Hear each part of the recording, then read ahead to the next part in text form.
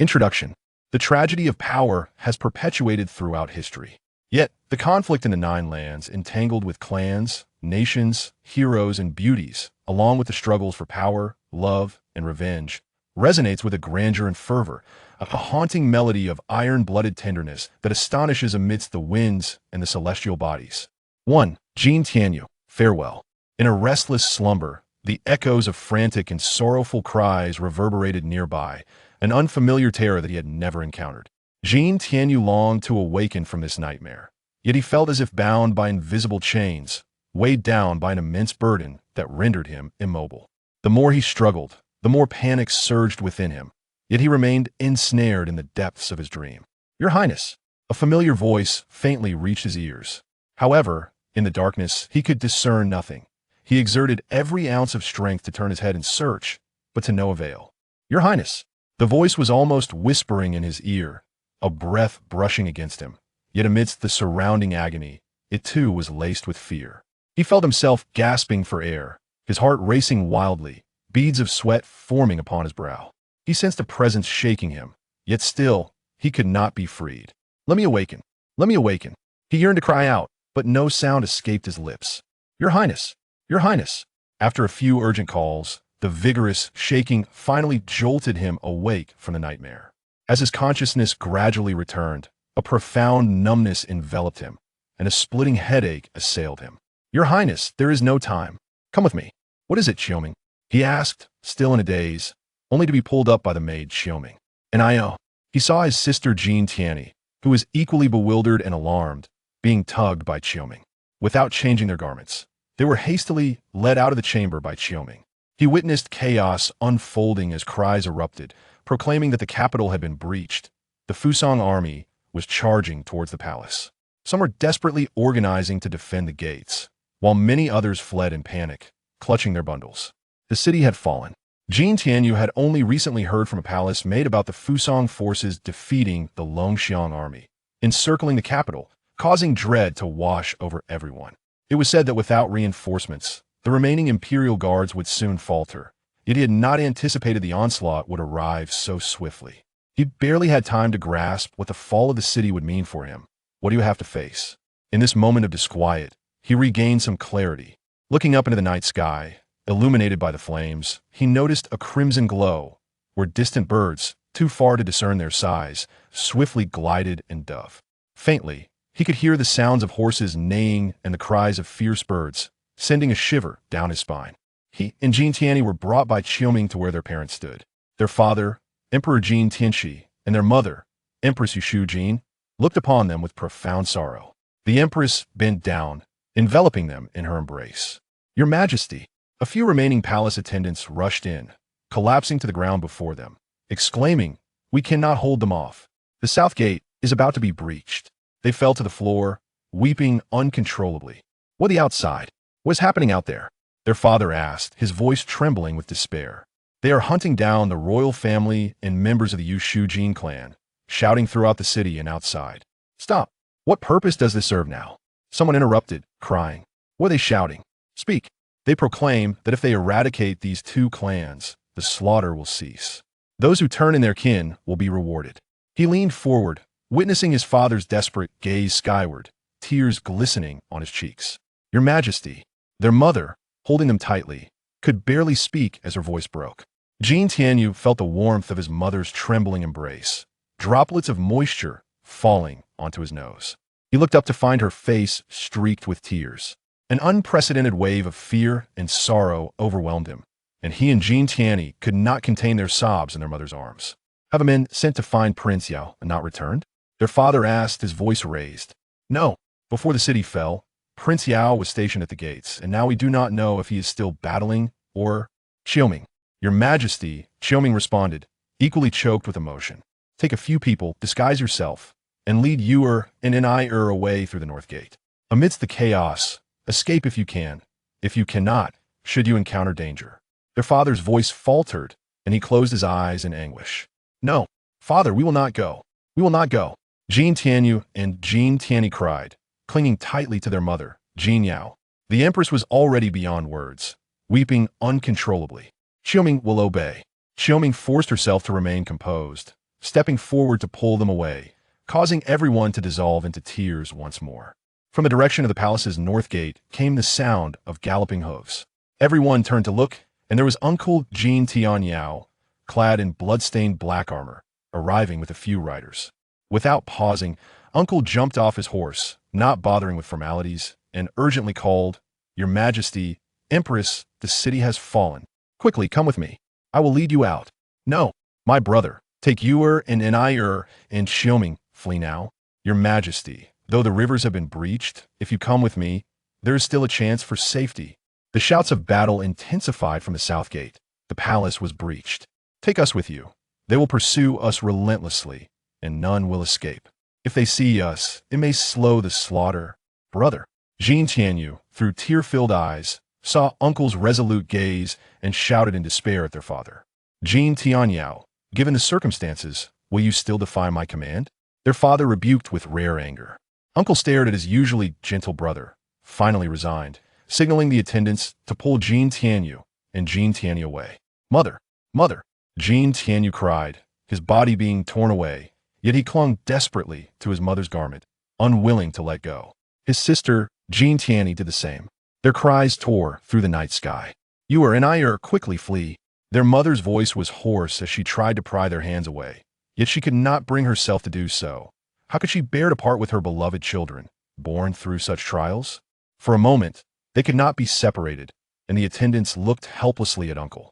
"Pull them apart now," Uncle commanded, his tone low yet firm. The attendants, obeying his command, no longer hesitated, forcefully prying Jin Tianyu's fingers one by one. Jin Tianyu resisted with all his might. The pain of his fingers being bent felt like they would break, and finally, he could no longer hold onto his mother's garment, hoarsely crying as he was lifted onto Uncle's horse. He lay across the horse's back, still crying out and struggling, but Uncle firmly held him. He saw Jin Tianyi being similarly hoisted onto another horse, while Qiuming donned her armor. "Yuer and Nier," their mother cried, collapsing to the ground. "My brother." Their father wept loudly. "Promise me, do all you can to protect them." Through tears, he saw their mother fall to the ground, extending her arms towards them in a final, sorrowful plea. "Yuer and Nier, promise your mother that from now on, you will rely on one another and never part ways." As they galloped away, Jin Tianyu cried until he was utterly drained, nearly suffocating. He struggled to look back, and through his blurred vision, he saw his father holding his kneeling mother, leaning forward, weeping as they gazed in the direction they had fled. "Look out!" Uncle Jin Tianyao's thunderous voice rang in his ears, and his horse surged forward amidst the flames, causing Jin Tianyu, heartbroken and exhausted, to sway in a daze. Yet, he stubbornly turned to gaze back at the fallen palace, only to be forcefully pulled back by Uncle, who shouted, "Yuer, do not look. The path ahead is blocked. Follow me as we charge forth." The furious roar of Uncle Wang resounded once more, and Jin Tianyu felt the steed beneath him almost leap into the air.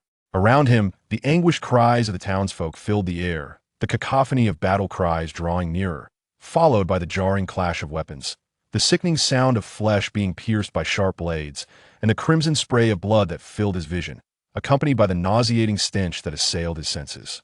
A piercing, shrill cry nearly shattered his eardrums. He struggled to lift his head one last time. In his blurred vision, he beheld a bird of incredible size, its wings unfurling like a dark shadow as it swooped down upon a soldier mounted nearby.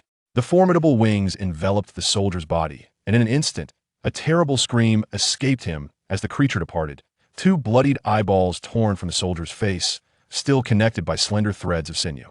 An overwhelming wave of nausea and dizziness engulfed him, rendering him incapable of seeing or hearing anything else.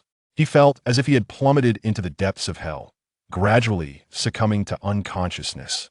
Jin Tianyu, shattered. At the tender age of 11, Jin Tianyu etched the terror of that night into his memory, the heart-wrenching sorrow of bidding farewell to his parents. Beyond that, he could scarcely recall more, particularly the moments after he was whisked away from the palace on horseback, save for a few scattered details that haunted his thoughts for an eternity. The wretched screams, the ferocious howls, the nauseating stench, the piercing cries, and the sight of the monstrous bird whose wings surpassed those of any beast. Yet, this was sufficient to ravage his young mind, leaving him, who had been so adored and pampered within the palace, grappling with the incomprehensible reality that one could plummet from such a paradisiacal existence into the abyss of despair in the blink of an eye.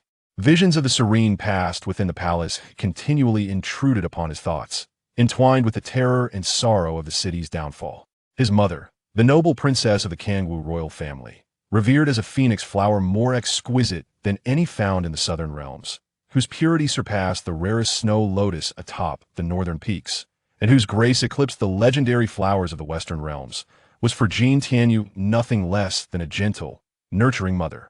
She had endured great trials to bring them into the world. After an arduous day and night, she bore him, and a day later, she brought forth a pair of twins. She had nearly perished in the process, and it was only through the intervention of a transcendent master of rebirth that her spirit was preserved. She would often sit in the warm sunlight, cradling her hard-won children in her embrace, her delicate hands gently stroking their hair and cheeks, pinching their noses, and caressing their lips. The fragrance that enveloped her made him drowsy, and her sweet laughter wrapped around him like a warm embrace, making him wish to remain forever in that blissful moment. She would say, "How wonderful it would be if I could hold you like this forever." Each time she spoke those words, Jin Tianyu clung to her with all his might, his short, pudgy arms wrapping around her tightly. She would continue, "We are all ordinary and need those we love to warm, cherish, and treasure us. You must treat those you love in this manner."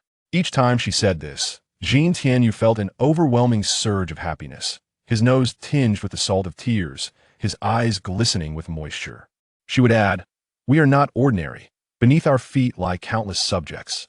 Look at this warm sun, how it radiates warmth and brings happiness. You must treat them as the sun does." With each utterance, Jin Tianyu felt a profound illumination within his heart. Regarding his family, he was aware of the rumors that his parents' relationship was strained. Although he seldom witnessed any affectionate exchanges between them, he had never seen them quarrel or display indifference. They always treated each other with utmost respect. His father was known for his reserved demeanor, seldom smiling or speaking much. Yet, in Jin Tianyu's eyes, he was different. Whenever his father gazed upon his mother, a gentle smile graced his lips, his eyes brimming with warmth and affection. When he interacted with Jin Tianyu and Jin Tianyi, that smile would broaden, often erupting into hearty laughter. In his leisure, his father would play with them, teaching them to ride, shoot arrows, paint, and play chess, always wearing a smile, lifting them high with his strong arms, his stubbled chin tickling their necks. He was endlessly patient, often devising novel ways to entertain them. Jin Tianyu never doubted that his father was the best, for laughter always accompanied his presence, and their mother would gaze at them with a radiant smile. At times, his father would observe him and his sister intently, as if scrutinizing something. His smile would fade slightly, but linger at the corners of his mouth before he would contentedly declare, "You resemble your mother," as if this were the greatest fortune and comfort. In his childhood, his father would occasionally bathe him, displaying a calm and gentle demeanor. "Yuer, do you know what it means to be clean? Yuer is clean like this." He would pat his small chest. "A heart inclined toward goodness is cleanliness," his father would say with a smile. "Our Yuer must grow into a steadfast and noble young man." "I will, father." After that fateful night, he awoke on horseback, the dawnlight faintly illuminating the horizon as the steed galloped on. "Uncle Wang," he called weakly. Uncle Wang grasped the reins with one hand and lifted him up with the other, securing him between his arms. Turning his head, he saw his sister Jin Tianyi, equally dazed, seated before the galloping steed.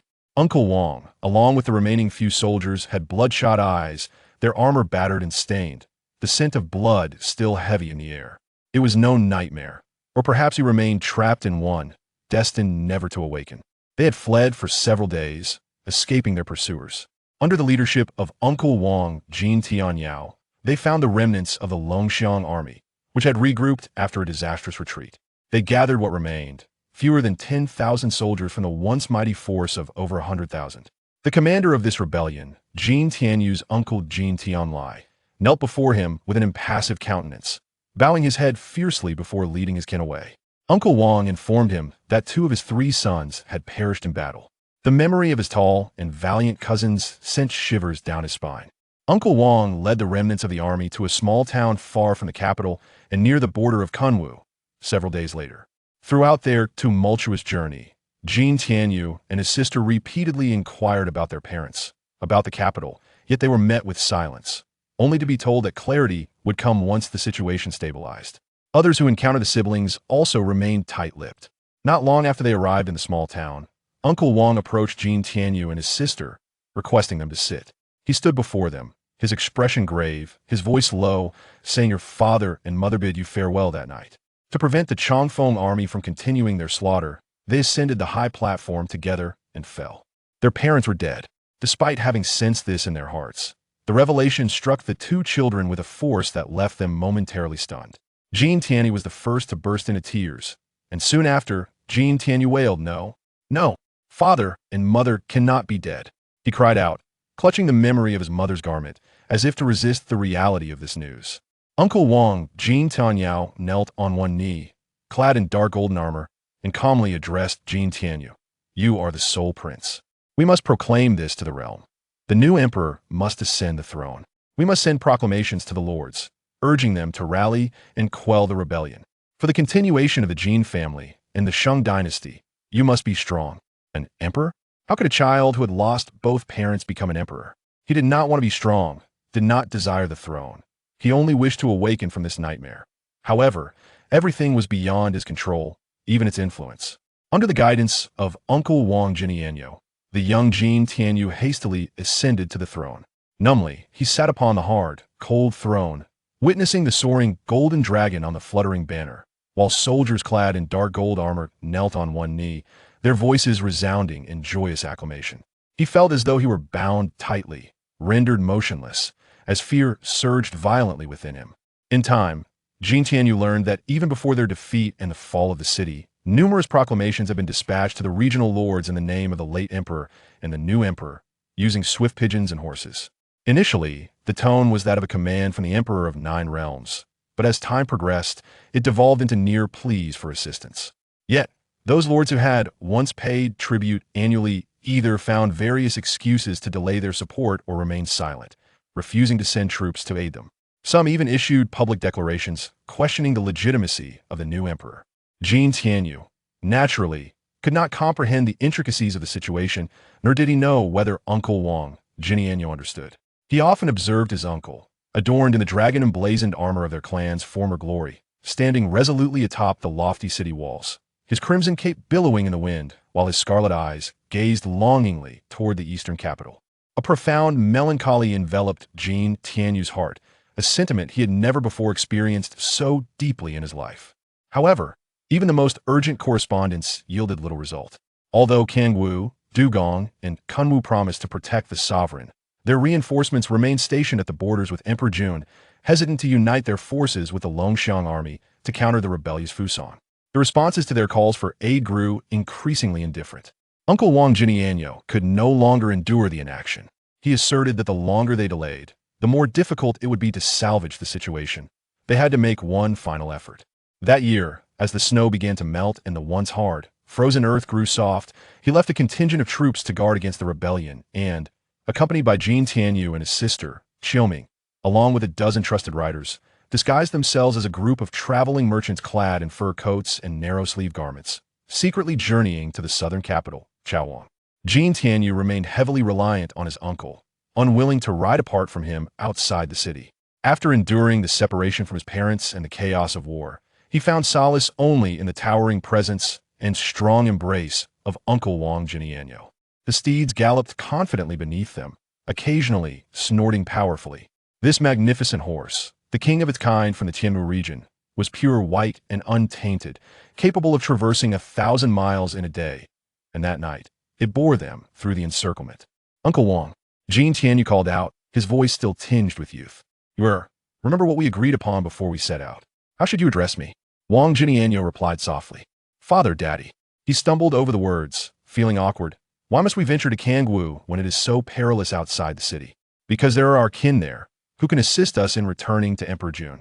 The Jin and Yu clans had intermarried for generations at the behest of their ancestors, so the Longfeng army sought to eradicate both the Jin and Yu. If they are indeed our kin, why did they not help us earlier, and why must we now take the risk to plead with them? Uncle Wang paused momentarily before responding. You must understand that in this world, no matter how close the bond, there is nothing that they are obligated to do for you. From now on, you must consider what you can offer them in return for their assistance." Jin Tianyu fell silent, striving to grasp the meaning of his words. He sensed a cruel truth in them, yet remained bewildered. He glanced back at his sister, Nier, who rode alongside Qiuming, dressed in the simple attire of a young girl, appearing delicate and demure, yet her expression was one of despondency, her gaze cast downward in silence. He felt a gentle yet firm hand on his shoulder. Uncle Wang spoke from behind. "Where, remember this. I will protect you both and ensure your safety, reclaiming what rightfully belongs to you at any cost." He lowered his voice slightly, just as your parents would have done. Jin Tianyu turned to look at him, meeting the unwavering resolve in his uncle's crimson eyes, and felt warmth fill his heart. He nodded in acknowledgement before turning back to face the road ahead. Jin Tianyu. The raptor Jin Tianyu turned his head, reflecting on the pair of eyes he had just glimpsed. Each time he gazed upon Jin Tianyao, he would also behold the unwavering gaze of his idol, Uncle Wang, whose eyes shone a vibrant red, akin to the fiery dawn illuminating the peak of Jing Mountain. Radiant and fervent, despite being informed by others that his Uncle Wang harbored ambitions for the throne and plotted treachery, leading to his father's punitive measures against him. Jin Tianyu remained oblivious and disinterested in such matters. He simply recognized that his Uncle Wang was unmatched in the realm, and whenever he encountered him, he was enveloped in a sense of warmth and freedom, feeling assured that he harbored no ill intentions. He was free to idolize him. He pondered the fact that he did not possess eyes like Jin Tianyao's, despite his fervent desire to have them. Instead, he had a pair of inky black irises, resembling those of his father and younger sister, marking them as some of the few in over 2 centuries without the emblem of peak lineage within the Jin and Yushu clans. The court scholars had long taught him that this emblem stemmed from an ancient covenant between their 2 great clans. Over 200 years ago, when the Jin clan ruled the 9 realms amidst perilous times, the Yushu clan had greatly aided them, ultimately collaborating to establish a prosperous dynasty and reaping the greatest rewards in return. The 2 ancestors, each possessing the rare gift of crimson eyes, recognized the significance of their clan's alliance and established an unbreakable pact for future generations. The necessity of direct lineage marriage to ensure the perpetuation of their legitimate bloodline to govern the realm. This extraordinary trait was passed down as the emblem of the highest authority within the dynasty and clans. Jin Tianyu was aware that his father had been burdened by this legacy throughout his life. He was the first direct descendant in over 2 centuries to possess pure lineage without this emblem, causing his birth to be perceived as an ominous sign. Some even questioned the empress's fidelity and the legitimacy of his claim to the throne. Consequently, his father led a reclusive childhood within the palace, interacting with only a select few. As he matured, his father appeared somewhat of an anomaly among the royal family, lacking the tall stature and handsome visage typical of his kin, even exhibiting a slight stoop. People perceived him as lacking in intelligence, igniting controversies regarding his suitability for the imperial throne. Many believed that his uncle, Jin Tianyao, with his exceptional martial prowess, striking appearance, and eyes even more vivid than those of their forebears, was the true son of destiny. There were concerns that should Prince Shi inherit the throne, it could spell misfortune for the dynasty. Fortunately, the reigning emperor, Jin Tianyu, was both valiant and just, placing his unwavering trust in the empress. He rejected dissenting opinions and upheld the ancestral tradition of primogeniture, arranging for his father to wed the extraordinarily beautiful Princess Jin Yao of the Yushu clan, establishing a decree that upon his passing, the throne would be passed to the eldest son, Jin Tianxi. What left Jin Tianyu feeling somewhat discontented was the realization that even his mother, of such noble and exquisite Yushu lineage, could not spare him from his father's fate. He and his twin sister were both bestowed with only a pair of ordinary black eyes. If only he could possess eyes like his uncle's, Jin Tianyu lamented more than once. Even in this moment when his clan had lost its glorious prestige, he still entertained such thoughts upon seeing that pair of eyes. However, this sentiment differed from that of his father. While he had felt regret since childhood, it was merely that, regret. After all, he and his sister were no longer the first, and the one who had come before them had rightfully ascended the throne, thus sparing them considerable confusion and distress. Brother, at his side, the leader Xia Hojian's voice brought Jin Tianyu's scattered thoughts back to focus. This young commander hailed from the loyal Xiahou clan, which had served the Jin family for centuries, and his noble lineage endowed him with a striking presence, as well as a keen intellect. A party of 6 scouts, clad in silver chainmail, galloped toward them. The silver banner they bore, adorned with a soaring rock, signified their origins. Jin Tianyu sensed the alertness of those around him, and instinctively leaned closer to his Uncle Wang. "Hey, halt!" The foremost scout reined in his horse, pacing back and forth with a thick maritime accent. "Where do you come from? What is your purpose? Xiahou Jian advanced on his horse, gesturing toward the goods on the cart behind him, and replied with a respectful smile. Officer, we are merchants dealing in hides from the dense forest at the foot of Longshan in the west. We are heading to Kangwu for delivery, and we hope for your understanding. In these chaotic times, what business can you conduct? I advise you to prioritize your safety and return. The lead scout bellowed. That is not an option, officer. My family consists of the elderly and the weak, and they require sustenance, Xiahou Jian patiently negotiated. The other scouts had divided into two groups, stepping back while resting their hands on the hilts of their swords, scrutinizing each individual with piercing gazes. Uncle Wang had already led his horse behind the others, his head bowed in silence, his crimson eyes far too conspicuous. Hey you, raise your head, someone shouted, pointing at them. Jin Tianyu felt a shiver run through him, fear encroaching upon his mind. In his fluster, he did not know where to place his hands or where to direct his gaze. The horse, agitated, snorted impatiently, while Uncle Wang attempted to soothe it, yet remained with his head lowered. The opposing party, growing increasingly impatient, shouted again, Did you not hear? In an instant, the sharp sound of blades being drawn echoed, the scouts unsheathing their swords with alarming swiftness. Jin Tianyu noticed that his guards had already reached for their weapons, ready to resolve the situation with ease. However, Uncle Wang had instructed that they must remain low-key for the safety of both themselves and the scouts, and without his command, no one dared to act recklessly. Oh, let it be, let it be. They are merely merchants. Let them pass. The once smiling scout leader waved his hand to his companions, realizing that Xiahou Jian had already exchanged a cart of goods for his good humor. Thus, the group of traders from Longshan left behind their cart of goods, continuing on their journey toward their distant destination under the watchful eyes of several scouts. Wait, stop. The group turned back, and the previously jovial scout leader's expression darkened, his demeanor now fierce as he commanded his men to pursue. He cast a cruel glance over the group once more. You look up. He suddenly raised the foreign blade in his hand, pointing it at Jin Tianyu and the others. Jin Tianyu, gripped by anxiety, dared not move, while Uncle Wang and Jin Tianyao lifted their heads, their eyes coldly fixed on their adversary. Red. The scout leader gasped in shock, letting out a shrill cry. Who on earth are you? Before he could finish his sentence, Xiahou Jian, standing before him, waved his hand, and in an instant, a flash of silver light severed the leader's neck, leaving a deep gash from which thick blood poured forth, his head lolling at an unnatural angle, mouth agape. Jin Tianyu, terrified, instinctively opened his mouth to scream, but a large hand swiftly covered his mouth, muffling his cries to mere whimpers. In his peripheral vision, he saw Nair's eyes obscured by Qiuming's hand, yet her eyes widened in horror as she witnessed the scout leader's lifeless body tumble from his horse. The other silver-armored soldiers, howling in protest, were swiftly overwhelmed by the encroaching plainclothes guards, who dispatched them with daggers and knives, slitting throats or piercing hearts. The struggle scarcely audible, each man falling swiftly, lifeless upon the ground. Jin Tianyu stood in stunned silence. We may soon be exposed. Discard the supplies.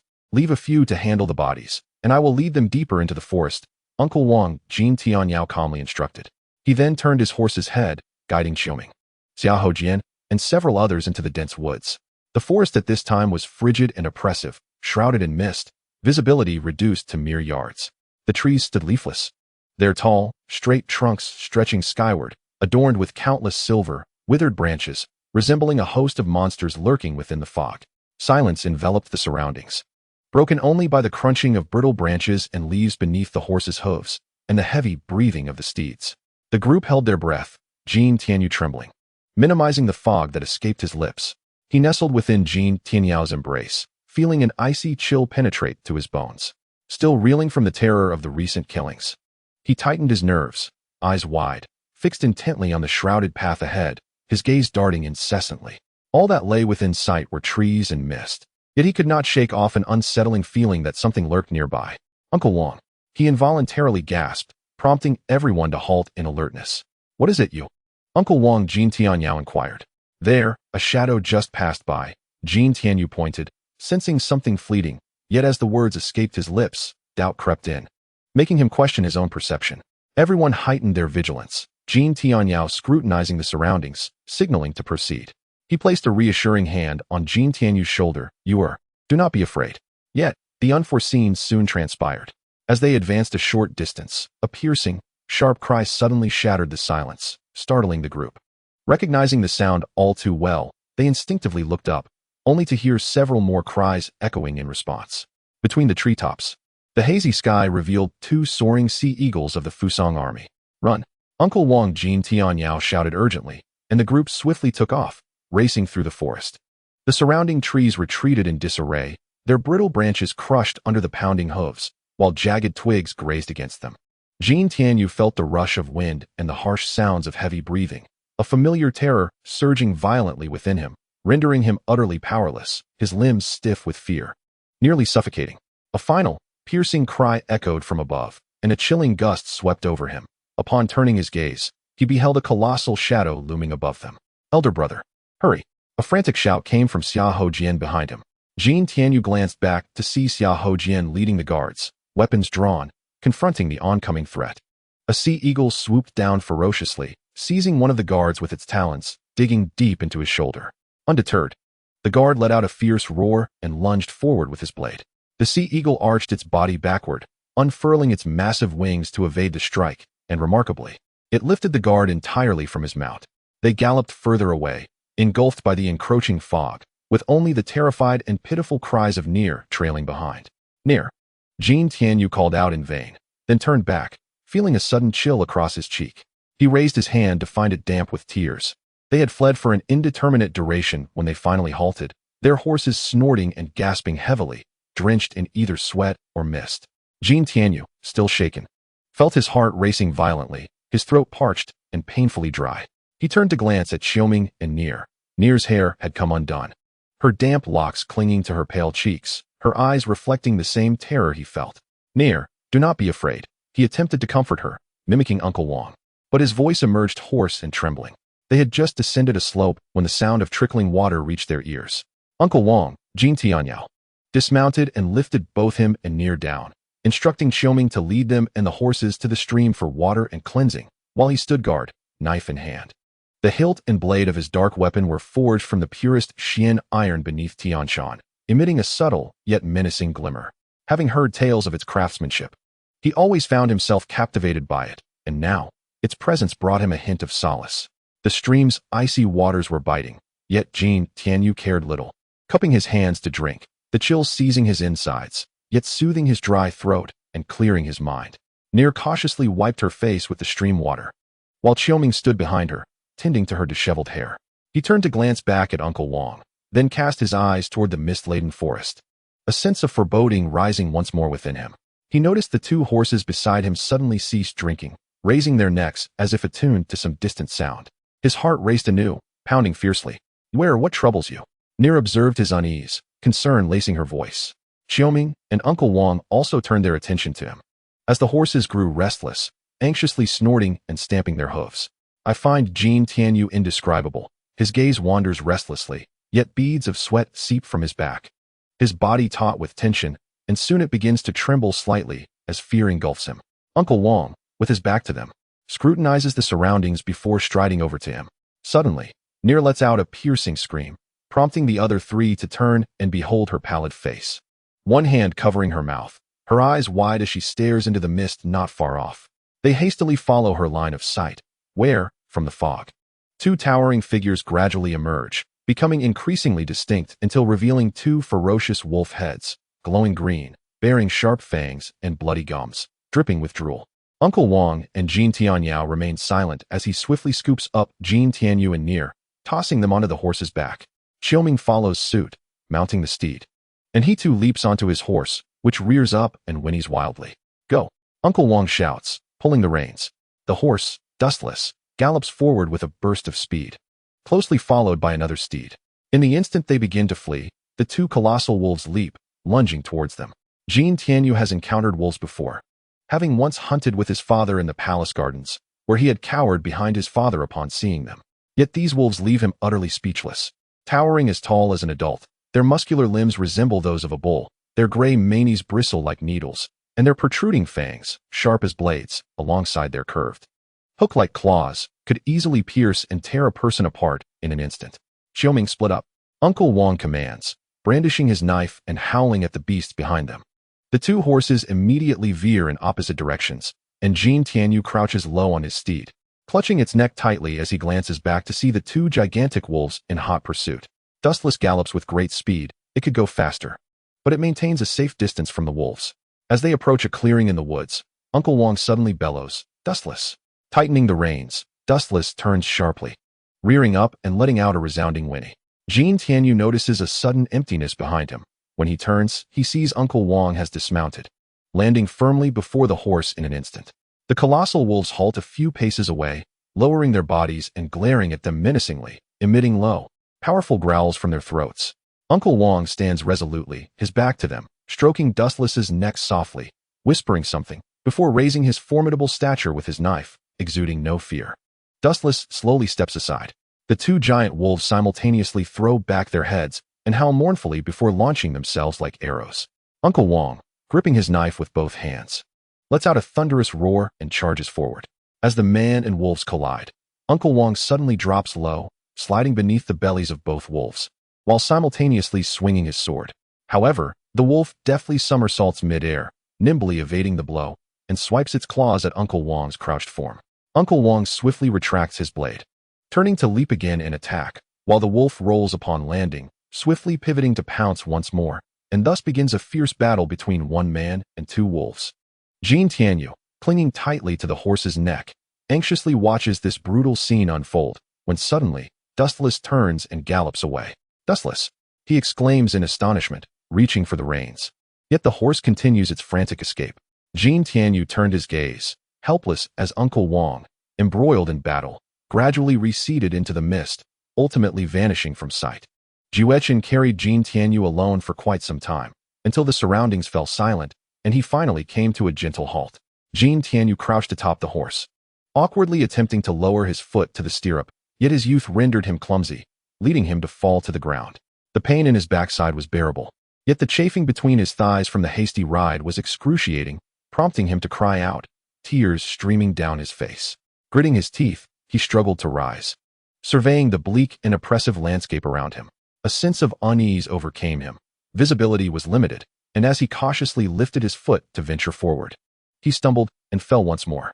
With a heavy thud, Jin Tianyu landed on the ground, pain surging through his back. After enduring the agony to stand again, he realized he had tumbled into a trench nearly 10 feet wide and taller than two adults. "Juechen! Juechen!" His fear was palpable, yet he dared not scream, instead calling out hoarsely with his head tilted back. Juechen poked his head over the edge of the trench, circling a few times, evidently at a loss. Jin Tianyu gritted his teeth and attempted to climb, but the trench walls were steep and devoid of any handholds. After several futile attempts, he found himself slipping back down, his hands coated in mud and grime. When he looked up again, Juechen had vanished from view. A profound sense of dread enveloped him, leaving him utterly exhausted. Thoughts raced through his mind, questioning why he could not perish alongside his parents. Yet he was undeniably alive, ensnared by pain and unable to break free, completely drained. He could only struggle onward, taking a few faltering steps before tripping over a hard object and falling heavily once more. Jin Tianyu wept in pain, turning to inspect the ground, where he discovered a protruding, black-gray stone measuring more than half a finger in length. Once his senses returned, he noticed these stones scattered throughout the trench, forming a winding line that stretched on indefinitely. Wiping his tears, he stood and cautiously followed the line of stones. After a considerable distance, he reached the end of the stone line, where a massive black-gray boulder loomed, yet the trench continued beyond it. Approaching the stone, he reached out to touch it, finding its surface both hard and smooth. The top bore two depressions, while the lower half remained buried in the earth, where an unusual row of thick, round stone pillars jutted straight into the ground. As he examined it, a sudden realization struck him, and he recoiled, nearly stumbling once again. Before him lay the colossal, weathered skull of a beast. Fortunately, it was merely a skeleton. Jin Tianyu gazed at the head from a distance, noting it only reached the upper jaw, and he could scarcely fathom the kind of ferocious creature that could possess such a massive skull. Suddenly, a bold thought crossed his mind, and he cautiously approached it once more. He extended his hand to probe, then gripped one of the stone pillars embedded in the earth. He hoped to pry a tooth from this beast, using it as leverage to ascend the trench wall. Initially, the pillar resisted his efforts. He dug at the soil with his bare hands, exposing the base of the pillar until his fingers bled and his nails broke. As he tirelessly excavated the earth, exerting every ounce of strength to pry, the stone column surprisingly began to loosen. Jin Tianyu, momentarily filled with hope, redoubled his efforts, perspiring profusely, unaware that sweat dripped from his forehead into the soil. Suddenly, he halted, turning to glance behind him before shifting his gaze upward towards the ditch. That unsettling sensation washed over him once more. The surroundings were desolate, shrouded in mist, yet he distinctly felt something drawing near, almost at his side, sending chills down his spine, rendering him motionless. A wolf approached menacingly from the front of the ditch. This colossal beast was marred with blood, its fierce and twisted visage adorned with gruesome, gaping wounds. Yet it remained ferocious, crouching low, its eyes glowing a haunting green, baring its fangs while emitting a low, guttural growl. Jin Tianyu was paralyzed. The thought that Uncle Wang might already be dead pierced his heart, and tears streamed down his face. But the instinct for survival swiftly awakened within him, and he rose, fleeing with all his might. As he ran, he glanced back, witnessing the wolf charging at him, rapidly closing the distance. Before it leapt forward, its massive form poised to strike. In a moment of sheer terror, Jin Tianyu ducked, feeling a heavy weight descend upon him. A sharp pain piercing his shoulder as the great wolf landed on him, its claws sinking into his flesh, a wave of damp, metallic breath washing over him from behind. "Ah!" he cried out in agony, fully aware that a single bite from the wolf would seal his fate. Suddenly, a figure darted toward him. He saw his sister, Jin Tianyi, crying out as she sprinted in his direction. However, the figure of Qiuming was swifter. As she rushed forward, a glint of light flashed from her hand. Jin Tianyu felt the wolf leap away from him, and he quickly rolled over, kicking back fiercely. He noticed a dagger embedded deeply into the wall of the ditch beside him. Qiuming dashed forward, and upon seeing her approach, the giant wolf shifted its focus, crouching low and lunging toward her. Yet, the petite Qiuming exhibited no fear. She leapt up fiercely, thrusting the dagger in her grasp, her body spinning rapidly in the air as she soared toward the colossal wolf. The collision between the girl and the beast erupted in a spray of blood, the wolf howling as it crashed to the ground, while Qiuming was flung away, landing heavily and lying still.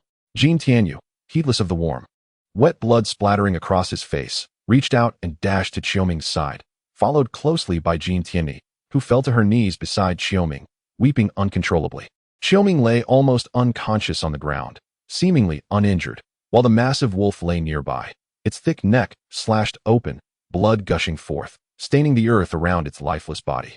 Jin Tianyu and Tianyi sobbed as they urged Qiuming to respond, but she remained unresponsive. Suddenly, Jin Tianyu whipped around, his eyes wide with dread.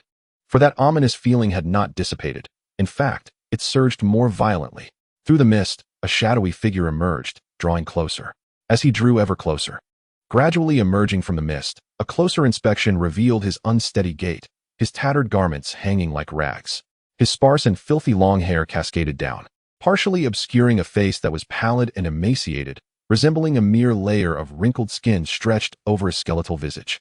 With two hollow eye sockets radiating a chilling white light, fear emanated from this sight. Jin Tianyu finally comprehended that the spine-tingling sensation was wrought by this entity. Ah! Beside him, Nier let out a shriek, collapsing in despair.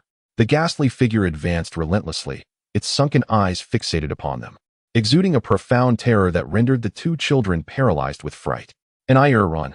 Run! Jin Tianyu managed to react, seizing his sister's hand to flee.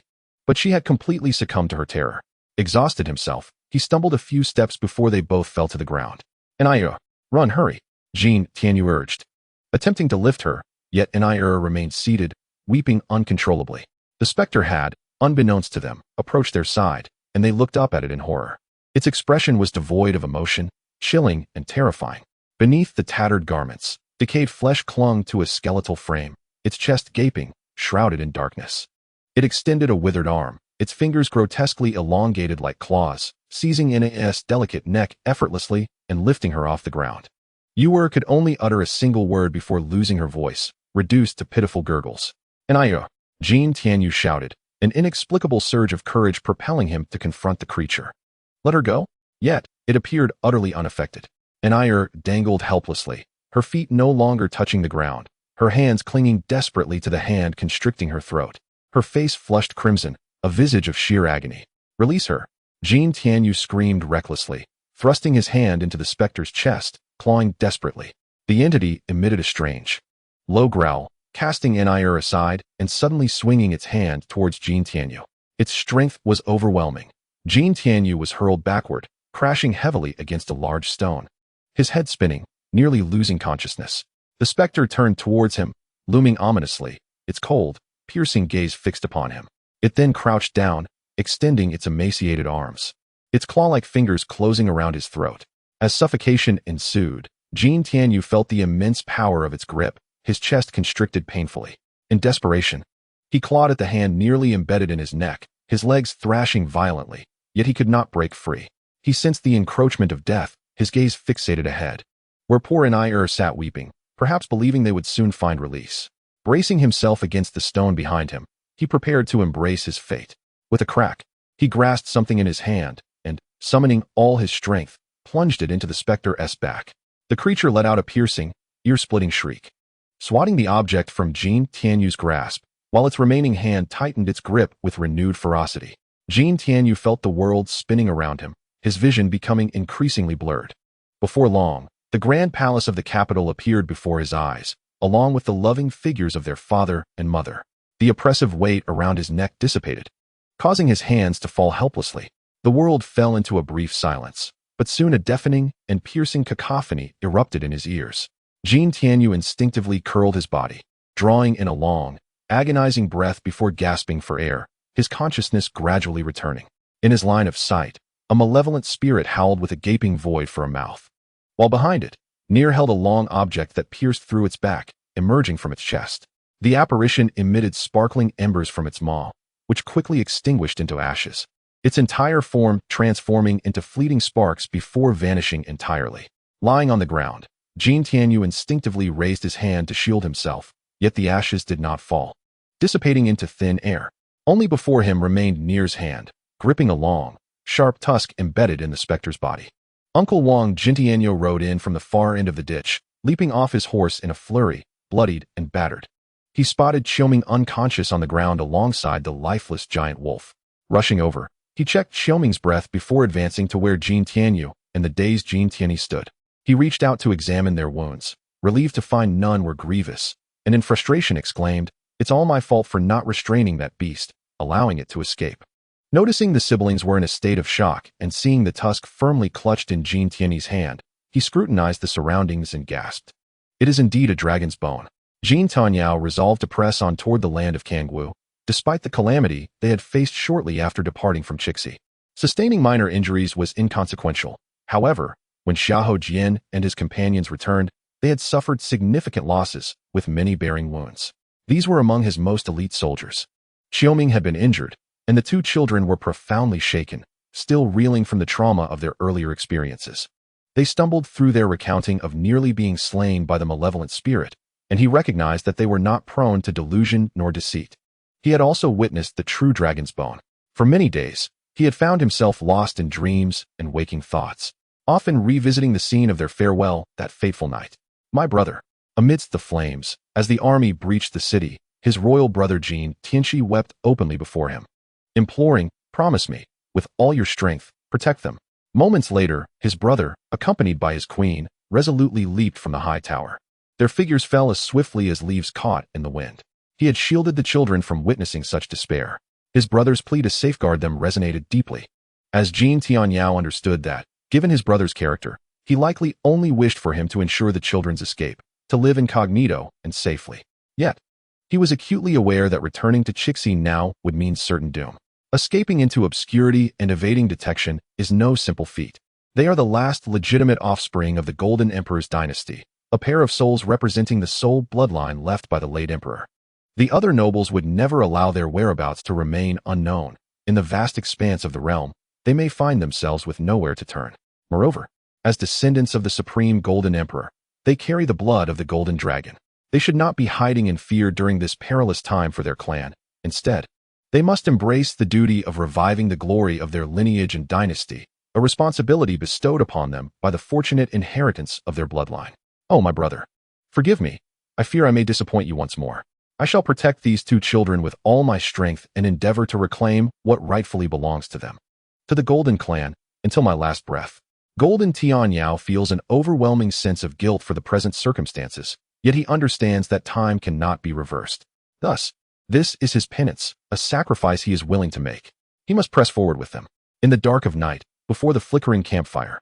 Its glow illuminates his face and eyes. The guards remain vigilant as he glances at the two children curled up on the ground, feeling a pang of pain in his heart, knowing he must be resolute. The image of his royal brother, Golden Tianxi, resurfaces in his mind, recalling the joy that danced across his face as he raised his goblet in cheerful toasts. Such moments were rare for Tianxi, whose life, confined and scrutinized, often left him steeped in gloom and insecurity. But on that day, he truly radiated happiness, praising Golden Tianyao, who appeared ever so gallant, dressed in his elegant dark gold attire after shedding his armor. You are my closest kin, my brother by blood, a pillar of the dynasty who has shared countless conversations with me since my ascension. You are the brilliant sun, destined to restore our glory together. With unrestrained joy, Tianxi continued to converse with Tianyao.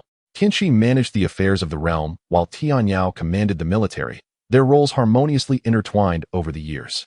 Thanks to Tianyao's diligent reforms, their dragon cavalry became renowned for its discipline and exceptional combat prowess. Once again, Tianyao fulfilled his duty with honor, leading the charge against the recalcitrant Qidan tribe in the north, who repeatedly attempted to invade the south.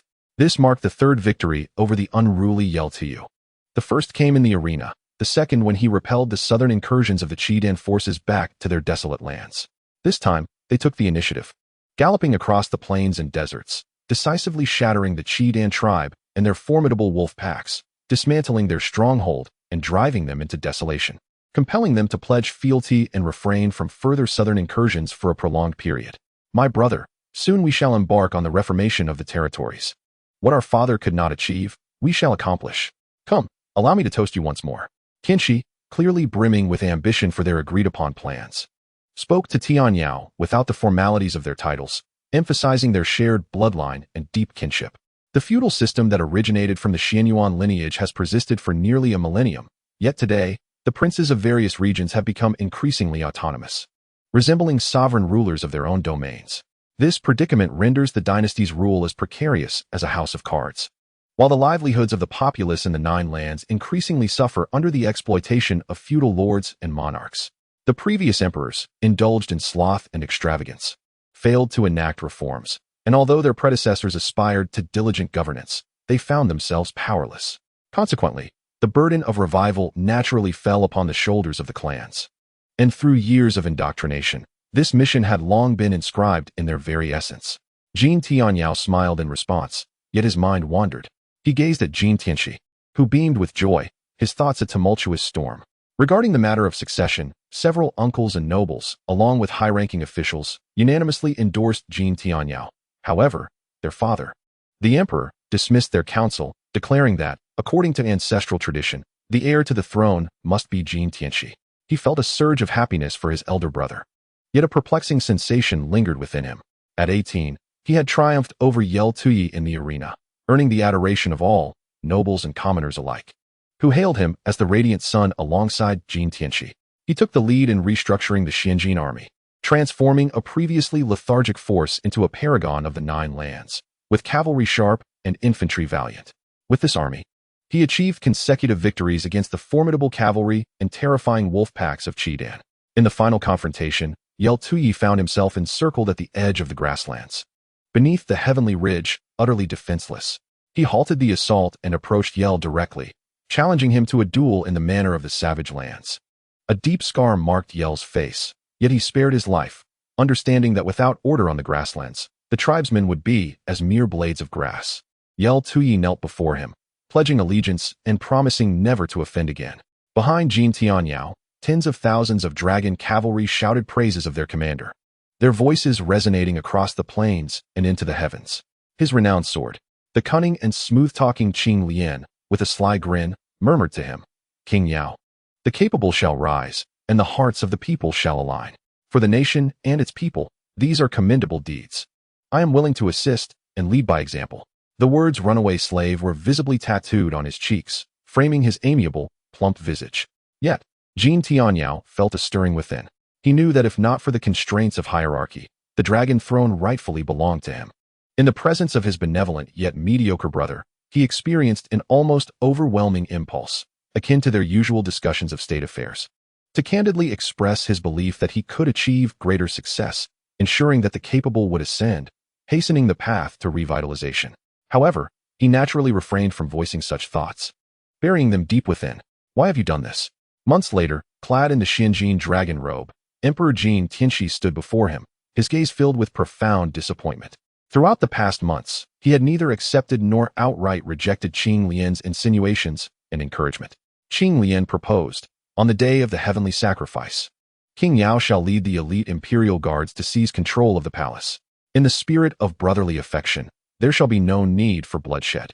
I willingly urge our emperor to abdicate. Given the emperor's disposition, King Yao shall ascend the throne without conflict. As Qing Lian spoke, he fell silent and presented the coronation robes. Jin Tianyao did not vehemently refuse. Instead, he dismissively allowed them to rest aside. After Qing Lian departed, he remained alone, staring at the coronation attire for a considerable time, lost in thought. He entered the Zhaoyang Hall for the morning assembly as he had on countless occasions before. Yet the vastness of the hall revealed only the emperor, who stood facing him, gazing intently. Why have you done this? The eyes of Emperor Jin Tianxi brimmed with disappointment. No sooner had he spoken than a throng of guards surged in, encircling Jin Tianyao. I have done nothing. It is Qing Lian, Jin Tianyao replied, peering through the gaps in the crowd at Jin Tianxi. Qing Lian claims you harbor treasonous intent, but I do not believe it. He merely sought to test me. You have mobilized the Longxiang army and set aside your ceremonial robes. Though you have yet to act, your heart has already rehearsed it 1,000 times. You will eventually do so. The tragedy of human hearts lies in the unnoticed rift that had formed between brothers. Jin Tianyao ceased to argue. Jin Tianxi was correct. Regardless of his actions, his heart had already traversed that path countless times. Brother, Jin Tianyao raised his head, his fervent gaze fixed upon the imperial dragon throne. This throne is more suited to me. Is the dragon seat truly of greater significance than our brotherhood? He noticed tears glistening in Jin Tianxi's dark eyes. It is not merely a seat. Allowing the more deserving to occupy it would hasten the realization of our dreams. Brother, I know you have borne great burdens. Perhaps relinquishing your hold could grant you liberation. He spoke with a heavy heart. Before the campfire, he felt chilled to the bone. His heart ached. Each time he suffered, Qiuming would materialize in his mind. Qiuming stood before him, delicate and graceful, her fragrance enveloping the air. Her beauty seemed ethereal, her skin like jade, pure and unadorned, yet she exuded an aura of unattainable elegance. She remained still, her expression serene, her beautiful eyes perpetually glistening as if filled with unshed tears, rendering her unforgettable at first glance. Qiuming was his beloved. Jin Tianyao had captured her heart, finally filling the void of softness that had long been absent in his hardened soul. Qiuming, I have never felt weary, but I am frightened of the emptiness around me. Frightened of the night, the tempest, and the tide that might engulf me. Frightened that I might be consumed by my own despair, Jin Tianyao confessed, his voice low as he gazed at Qiuming, uttering words he had never dared to speak. I am sorry, Qiuming, for leaving you there alone. Qiuming remained silent, gradually settling beside him, her hands caressing his cheek, gazing at him with tender affection before gently pulling him into her embrace. Jin Tianyao held her tightly, burying his face in her warmth. Her softness, her warmth, her scent enveloped him, dissolving his anguish. He inhaled deeply, closed his eyes, and willingly surrendered to her comfort. Yet when he opened his eyes, everything had changed. He found himself leaning against the prison door, seated in the cold confines of a cell, avoiding the gaze behind him. Jin Tianxi stood outside the cell, his hands hanging at his sides, staring at him with a somber expression. Only the two of them occupied the cell. Eventually, Jin Tianxi also leaned against the prison door, sitting beside him, their backs turned to one another. Silence permeated the space. It was uncertain who sighed first. Brother, do you truly wish to become emperor? Jin Tianxi's voice trembled slightly. Jin Tianyao curbed a light smile, remaining silent. Indeed, in the realm of victory and defeat, the bond between brothers is often but a fleeting illusion. Since our youth, we have never truly contended for anything, even with an ineffectual brother like you. You have always shielded me. Jin Tianxi spoke intermittently to the blankness before him. I never imagined we would become this way, he lamented. After much contemplation, I concede you are correct. You shall undoubtedly excel beyond me. Why should it not be you? Jin Tianxi continued. The disciplined Longxiang army has already vanquished Fusang. Once they return in triumph, I shall proclaim to the 9 regions and cede my position to you. My brother, you are right. I should have relinquished my hold long ago, so we would not find ourselves in this predicament. Jin Tianyao turned to look at his brother beside the prison bars. Witnessing tears streaming down Jin Tianxi's cheeks, Jin Tianyao's vision blurred, his brow furrowed, and his heart twisted in anguish. The campfire before him blazed intensely, suddenly transforming into the inferno of the imperial palace. He seemed to glimpse, from afar, his brother atop the nearly engulfed tower, his eyes brimming with tears and hope. Gazing back at him, then, with his queen in tow, he resolutely leaped. Their figures fell swiftly from the tower like leaves carried by the wind. Before embarking on the mission against the rebels, Jin Tianyao undertook another task. One dawn, clad in his regular attire, he mounted his steed, Yuer, and rode forth alone into the starry night. He galloped over 100 miles, ultimately discovering a well-ordered encampment devoid of any banners. As he approached, a sharp arrow whizzed past, landing at the hooves of his horse. A stern voice demanded, "Who goes there?" Jin Tianyao did not reply, instead urging his horse onward. As he drew near, the sentinels, having discerned his identity, fell silent. Upon dismounting at the gates, several soldiers swiftly opened the entrance. Jin Tianyao entered the camp with an air of composure. "Commander." The guards bowed and saluted him respectfully. Jin Tianyao smiled and nodded, proceeding toward the central tent. Along the way, his soldiers greeted him with expressions of surprise, a mix of reverence and shame evident on their faces. He returned their nods, patting the shoulders of those he recognized. Upon entering the main tent, he was met by his uncle, Prince Jin Tianyu, a robust figure clad in armor, standing straight as he awaited his arrival. Beside him stood his youngest son, Jin Tianxi. "Uncle," Jin Tianyao greeted calmly, clasping his hands in respect. Uncle Jin Tianyu remained silent, his piercing black eyes fixed intently upon him. Distrust lingered in Jin Tianyu's gaze, wary of his nephew's purported ambition for usurpation, while Jin Tianxi averted his gaze. "I have come to discuss our strategy for advancing into the capital," Jin Tianyao stated. "Kangwu may not unfold as you envision," Jin Tianyu replied. "No matter his thoughts, I must secure reinforcements and reclaim the capital first. We shall deliberate on subsequent matters later." Jin Tianyao paused before continuing. "The Jin dynasty must not perish." Upon hearing this, his uncle's eyes momentarily sparkled with intrigue, only to dim again swiftly. "I am a sinner of Jin Tian, perishing in battle without the chance for redemption." As my uncle, Jin Tianxi, spoke, his body trembled, perhaps from the frustration and fury within him. "Uncle Wang, recount this battle to me once more." His uncle fell silent for a moment, his eyes igniting with a fiery intensity, followed by a deep, resigned sigh. Jin Tianxi was one of the few military commanders of the royal family, succeeding the late Emperor Jin Tianyu. When the rebellion of Fusang arose, Jin Tianyu, the original commander of the Longxiang army, was stripped of his position and imprisoned by Emperor Jin Tianxi due to his ambition for the throne. Consequently, Jin Tianxi was appointed as the commander to quell the insurrection. Under the lax and weakening rule of the late Emperor Jin Tianyu, the Longxiang army had suffered a significant decline in strength, with inadequate training and a lack of cohesion. However, through recent reforms instituted by Jin Tianyu and several battles against Qiuming, the military might had surpassed that of previous generations, rendering it the most formidable force in the Nine Lands. Although the Fusang army launched a fierce offensive and swiftly captured several cities, their numbers had historically paled in comparison to the Longxiang army, which was relatively obscure. Jin Tianxi was filled with confidence. The rebels indeed crumbled at the first strike. He achieved consecutive victories, reclaiming lost territories, and promptly reported these triumphs, relentlessly pursuing the enemy to the Yuan River. In the pursuit of victory, he sought to eradicate the threat entirely, leaving them no respite. However, the situation changed dramatically at the river. The expansive waters posed a challenge as Jin Tianxi began to ferry troops across to chase down the Fusang forces. Yet, scarcely had he transported 20 to 30,000 soldiers when a sudden flood surged from upstream, sweeping away countless soldiers to their demise. The forces meant to quell the rebellion were severed into two, unable to support one another. The previously fleeing Fusang army, in an unexpected turn, rallied back ferociously, annihilating the vanguard that had crossed the river. What followed was a breathtaking display of the Fusang navy. Countless colossal warships blanketed the surface of the river, transforming it into a formidable fortress. Fusang had spent a decade preparing for this conflict in secrecy. Jin Tianxi quickly regained his composure, ordering his army to retreat 10 miles. Establishing a camp by the river to confront the enemy, he summoned skilled diviners to interpret celestial signs, determining that a dry night with favorable winds would provide the opportunity for a fiery assault using fireboats. The flames erupted fiercely across the river, casting a crimson glow upon the waters and the night sky.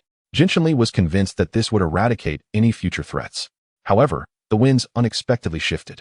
The flames did not consume the Fusang ships. Instead, they were propelled by the gales towards the Longxiang army on the riverbank, igniting the surrounding woods and underbrush in a flash. Chaos ensued as soldiers engulfed by flames fled in terror, only to hear the thunderous war cries of the silver-clad Fusang forces rushing forth.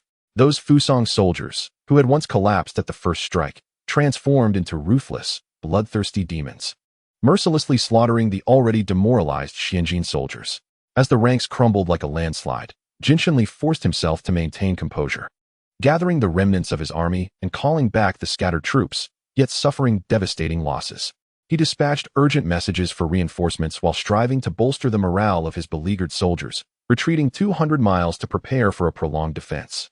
The Fusang army, momentarily stalling, found themselves gripped by a sudden outbreak of disease within their ranks, just as they believed they could catch their breath.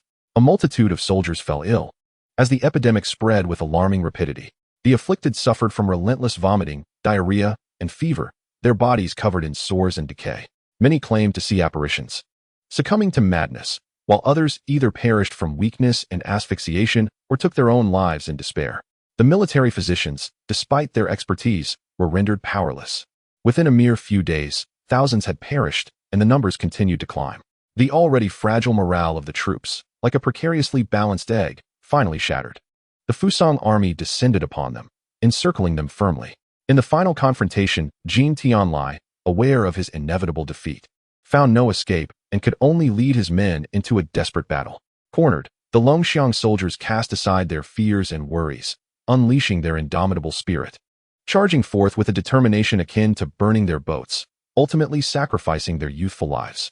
This battle was a maelstrom of chaos, blood flowing like rivers, akin to the grinding of flesh. The Fusang forces, exerting their utmost effort, achieved their long-cherished ambition, annihilating the Longxiang, yet at a grievous cost. Claiming 10,000 lives while losing 8,000 of their own, their military strength diminished by nearly half. Jin Tianyu fought his way through the encirclement with a handful of loyal followers, pursued relentlessly by the Fusang army. His eldest son fell in battle, sacrificing himself to delay the enemy, while his second son met a similar fate, encircled and slain. Ultimately, over 100,000 of the Qianjin soldiers were shattered and dispersed, leaving no obstacles before the imperial city. The Fusang forces pressed on relentlessly, breaching the capital and toppling the Jin Tian dynasty from its throne. In the wake of their devastating defeat, Uncle Jin Tianyu had already deemed himself deserving of death, wishing for nothing less than to be subjected to 1,000 tortures. Yet, he was unwilling to surrender. Filled with frustration, a soldier must die with honor, and he sought the most fitting way to meet his end. He led the remnants of his army, Jin Tianyu and Jin Tianyao, who had escaped from the capital, and he himself took a band of loyal followers to harass the Fusang forces. Biding time for the day, they would all be obliterated together. I shall be your vanguard. Fighting valiantly against the enemy until death, Jin Tianyu declared through clenched teeth. No, we must conserve our remaining strength and choose a more opportune moment, Jin Tianyao replied. In the previous battle, with the sorcery and unnatural phenomena, the enemy surely possesses extraordinary individuals. I recognize that had I led the forces, I too would have faced defeat. There is no need for you to bear further guilt, Uncle Wang. For now, please endure and seek a compromise, and I shall return from Kangwu to fight alongside you. Father, Uncle Yao speaks wisely. Let us heed his counsel, Jin Tianxi chimed in support. With a stern countenance, Jin Tianyu approached Jin Tianyao, fixing his gaze upon him, and slowly spoke. Do you know that when it came time to establish an heir, I fervently recommended you to the late emperor? I am aware. To this day, I believe it was indeed the correct choice. How, then, did you weigh the considerations that led to Prince Yu's ascension instead of your own? Was it a measure to avoid contention and seize the emperor's authority? Jin Tianyao's eyes blazed with intensity. Uncle, my approach to the matter of succession differs from yours. I refrained from speaking of it beforehand, yet have since been burdened with it. This is a flaw of mine and my greatest error in life. At this juncture, I seek only to reclaim the imperial throne of the Longzhou for our emperor, restore the esteemed glory of the Jin Tian clan, and assist our emperor in reviving the dynasty, even if it costs me my life. Listening to these words, Uncle Jin Tianyu nodded, then knelt before Jin Tianyao on one knee, and Jin Tianxi followed suit. The Jin Tian clan has always upheld principles of integrity and loyalty. Thus, I, as a humble soldier, shall heed your command, he proclaimed with resolute clarity. Jin Tianyao swiftly assisted the two individuals, their hands firmly clasped together. And he observed the flicker of vengeful desire in the eyes of his kin, igniting the flames of determination within his heart. As dawn began to break, the campfire still flickered, and those around him gradually stirred awake. Turning to see Jin Tianyu and Jin Tianyao seated, he spoke gently yet resolutely. Yuer, Nier, let us depart. The journey through the land of Kangwu was winding and arduous, yet they encountered no further obstacles. Once beyond the reach of the Fusang army, they rode swiftly towards Kangwu, traversing the distance over several days. Initially, they faced the cold desolation of snow-covered, frozen earth, but soon the soil revealed tender green shoots peeking through, heralding the arrival of spring. Ultimately, they emerged from the war-torn northern lands into the warm and vibrant southern realm, where life flourished. Along the way, they encountered countless displaced individuals, suffering from hunger and the harshness of their plight. Jin Tianyao was no stranger to chaos and death, having witnessed much in his past. Once filled with ambition to alter the tumultuous state of the Nine Lands and alleviate the suffering of its people, he still clung to that hope even now. However, for the two children, this was a world they had never seen. Their upbringing had been confined to the depths of the imperial palace and the rigid military camps. Each time they encountered the gaunt figures of starving refugees, or witnessed parents selling their own children for mere sustenance, or saw wild dogs gnawing on the remains of the deceased, Jin Tianyu would turn to him in bewilderment and distress. He could only pause, gently patting the boy's shoulder, urging him to offer what assistance he could. Yet, how could they provide enough aid on such a long journey? He explained that they must focus on their own purpose if they wished to effect change. The child turned away, silently contemplating his thoughts. Eventually, they reached the border, where the fully armed guards of Kangwu had fortified the checkpoints, rigorously inspecting those wishing to cross. Xiahou Jin dismounted and approached with courteous negotiation, offering bribes, and the soldiers, casting indifferent glances, waved them through. A procession of figures passed silently through the barrier. Throughout their passage, Jin Tianyu repeatedly glanced back, while Jin Tianyao turned to observe the multitude of refugees, elderly, frail, and women with children, desperately pleading for passage, yet being pushed back by the soldiers. Some men, driven by the instinct to survive or to secure rations for their families, were forcibly conscripted into the ranks of soldiers. Even here, the ordinary populace could not escape the devastation of separation. Days later, they arrived at the flower fields of Chaoga, not far from the city of Kangwu, a place familiar to Jin Tianyao. Before their eyes lay an endless expanse of flowers, a kaleidoscope of colors stretching beyond the horizon, with fragrant breezes wafting towards them, a stark contrast to the chaos they had endured. In this floral sea, flora known for its soothing properties calmed their frayed nerves, and the tension on everyone's faces eased into soft expressions, with joy illuminating the children's eyes. Kangwu, named for its lush phoenix trees atop Yushan Mountain, is a land of gentility in the south, ruled by a prince of princely lineage, the second among the Nine Lands. Allied by blood to the Jin clan through the Yushu clan, this place is renowned for its picturesque mountains and rivers, as well as its enchanting maidens. The rulers of this auspicious land are naturally celebrated for their wealth. The Yushu clan, like the Jin Tian clan, has its origins in the era of divine battles during the primordial times, rising to prominence through trials and tribulations, ultimately achieving glory. Yet, beneath this facade of prosperity lies a state of turmoil and despair. Just as the crowd is captivated by the tranquil scenery of the flower fields, a squadron of golden-armored cavalry suddenly appears on the horizon, marching swiftly towards them in an orderly formation. The seasoned guards, accustomed to the rigors of the battlefield, immediately tense up, reaching instinctively for their concealed weapons. However, seeing Jin Tianyao remain still, they manage to maintain their composure. As the troops draw nearer, the fluttering golden banners reveal phoenixes soaring amidst flames, indicating that it is the royal guard of Chaohuang City. Before long, hundreds of armored horsemen line up 100 meters away. A tall, youthful commander dismounts and strides towards them, his crimson cloak billowing with each step. Meanwhile, Jin Tianyao nudges his steed, carrying Jin Tianyu to the forefront of the guards.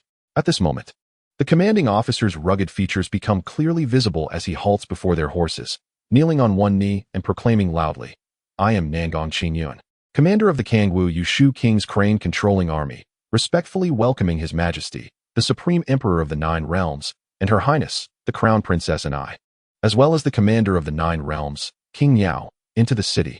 The title of Commander of the Nine Realms was conferred upon Jin Tianyu after his ascension to the throne.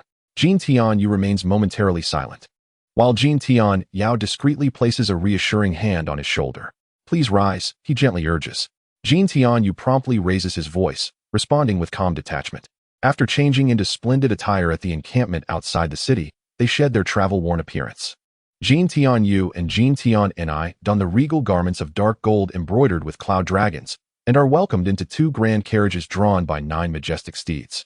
Jin Tianyao, adorned in a dark gold dragon-emblazoned belt and shining armor, rides before the carriages. The maid Qiuming, having exchanged her male attire for a delicately embroidered floral gown and adorned with a dual-looped hairstyle embellished with jade blossoms, walks alongside Jin Tianxi's carriage. Under the escort of the royal guard, they arrive at the towering walls of Chaohuang City, where flags flutter in the breeze. The sounds of ceremonial trumpets resound from the city above, while music and festivities rise from below. The city gates are lined with elegantly dressed individuals awaiting their arrival, and a long golden-red dragon and phoenix tapestry unfurls from the gates, extending along the broad thoroughfare. Jin Tianyu and Jin Tianxi are invited down from their carriages, while Jin Tianyao dismounts and stands majestically behind them.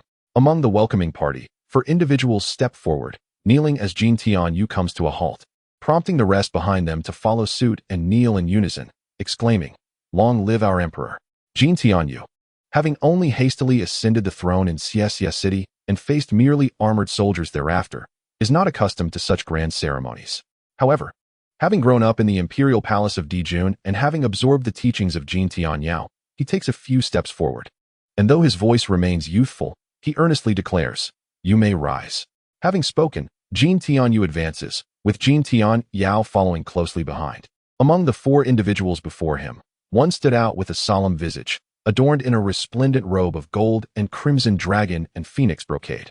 This elderly figure, her silver hair elegantly styled and embellished with dragon and phoenix hairpins, was none other than the late King Yushu's mother, the former Empress Jin Yao, and the sister of the late Emperor Jin Tianyan, making her the maternal aunt of Jin Tianyao. She was the present Grand Empress Dowager Jin Tianru of Kangwu.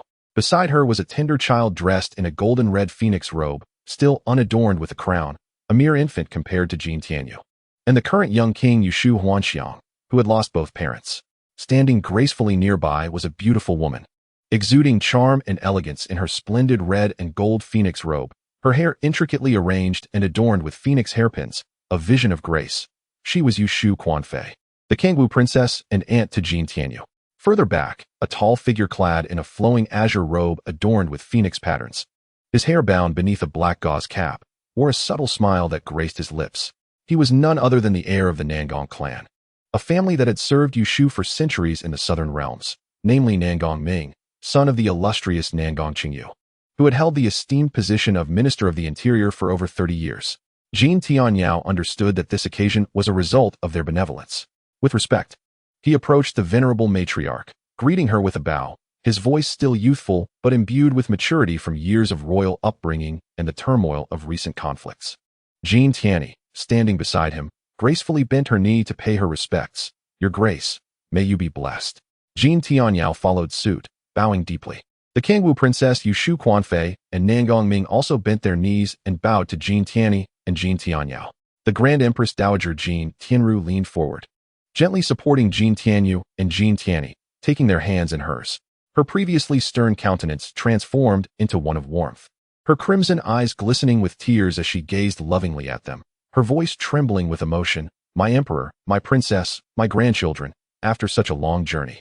Are you safe?" "Dear grandmother," Jin Tianyu replied, "the journey has been relatively smooth." The Grand Empress Dowager lamented, "The current turmoil has brought calamity upon our Jin Tian clan. And you, my emperor and princess, are still so young. It pains my heart for you." She embraced them tightly, unable to hold back her tears. "Mother," the Kangwu princess Yushu Quanfei interjected gently, "Your Majesty, the emperor and the princess must be weary from their travels. Let us hasten to enter the city." "Indeed, grandmother, I feel quite exhausted standing under the sun for so long." The young Yushu Huanxiang pouted, looking up with discontent. "Very well," the Grand Empress Dowager nodded repeatedly, releasing the two from her embrace, wiping her tears with a handkerchief. "My emperor, this Kangwu land is yours. The Chaohuang city is your city. Please, let us enter." With that, she instructed her attendants to assist Jin Tianyu and Jin Tianxi back into their carriage, while she and Yushu Huanxiang settled into another, and Princess Quanfei took her place in the fourth carriage. Jin Tianyao mounted his horse and rode to the front of the carriage. As the courtiers parted to create a long pathway lined with dragon and phoenix brocade, the ceremonial bells rang anew from the city, heralding their arrival with joyous music. As the procession moved majestically through the city gates, Jin Tianyao, late aide the golden-armored guard, stood resolutely by the roadside, petitioning the bustling townsfolk. Jin Tianyao rode ahead of the imperial carriage, his horse's steady and rhythmic steps echoing in the air. Before him, 2 rows of cavalry brandished flags, the foremost bearing a dark banner emblazoned with a golden dragon soaring through the clouds, followed by a phoenix enveloped in flames. Suddenly, an overwhelming sense of nostalgia washed over Jin Tianyao, as the scene before him mirrored a distant memory from his youth, when his elder brother, Jin Tianxi, had arrived in Kangwu to wed the Princess Jin Yao. It also reminded him of the time he escorted the late Emperor Jin Tianyu's niece, Princess Jin Tianyu, to her distant marriage in Kangwu. Back then, his clan held the esteemed position of the supreme power, and as a prince, he was revered by all, basking in unparalleled glory. However, the relentless tide of fate had shifted dramatically. Now, in this very spot, amidst the same banners and the same grandeur, he found himself burdened by the frail remnants of a once mighty lineage, his clan reduced to a shadow of its former self, utterly at the mercy of others' designs. This realization birthed a profound melancholy within him. Yet, the dignity ingrained in him as a member of the imperial family swiftly dispelled such thoughts. The Jin family was bestowed with divine authority, and in the face of adversity, he must rally to reclaim all that was lost, honoring the spirits of his ancestors and preserving the legacy of the golden dragon bloodline. From his steed, he gazed intently. The streets of Qiuming City were lined with houses in orderly fashion, where many donned splendid embroidered garments, and even the commoners were neatly attired, reflecting a prosperity greater than in years past. He observed clusters of townsfolk whispering among themselves, yet when their eyes met his, they fell into a hushed reverence. Reluctant to speak further, he recalled his 2 previous visits to this place on behalf of the royal family, each time heralding imperial and noble unions. But this time, the world was acutely aware that the Jin lineage had been ousted from the dragon throne by the Changfeng clan, suffering a brutal purge. Thus, skepticism and conjecture surely lingered among the populace. With this in mind, he straightened his posture, determined to project an image of nobility atop his steed, resplendent in golden armor, the dragon emblem at his waist emanating an aura of authority.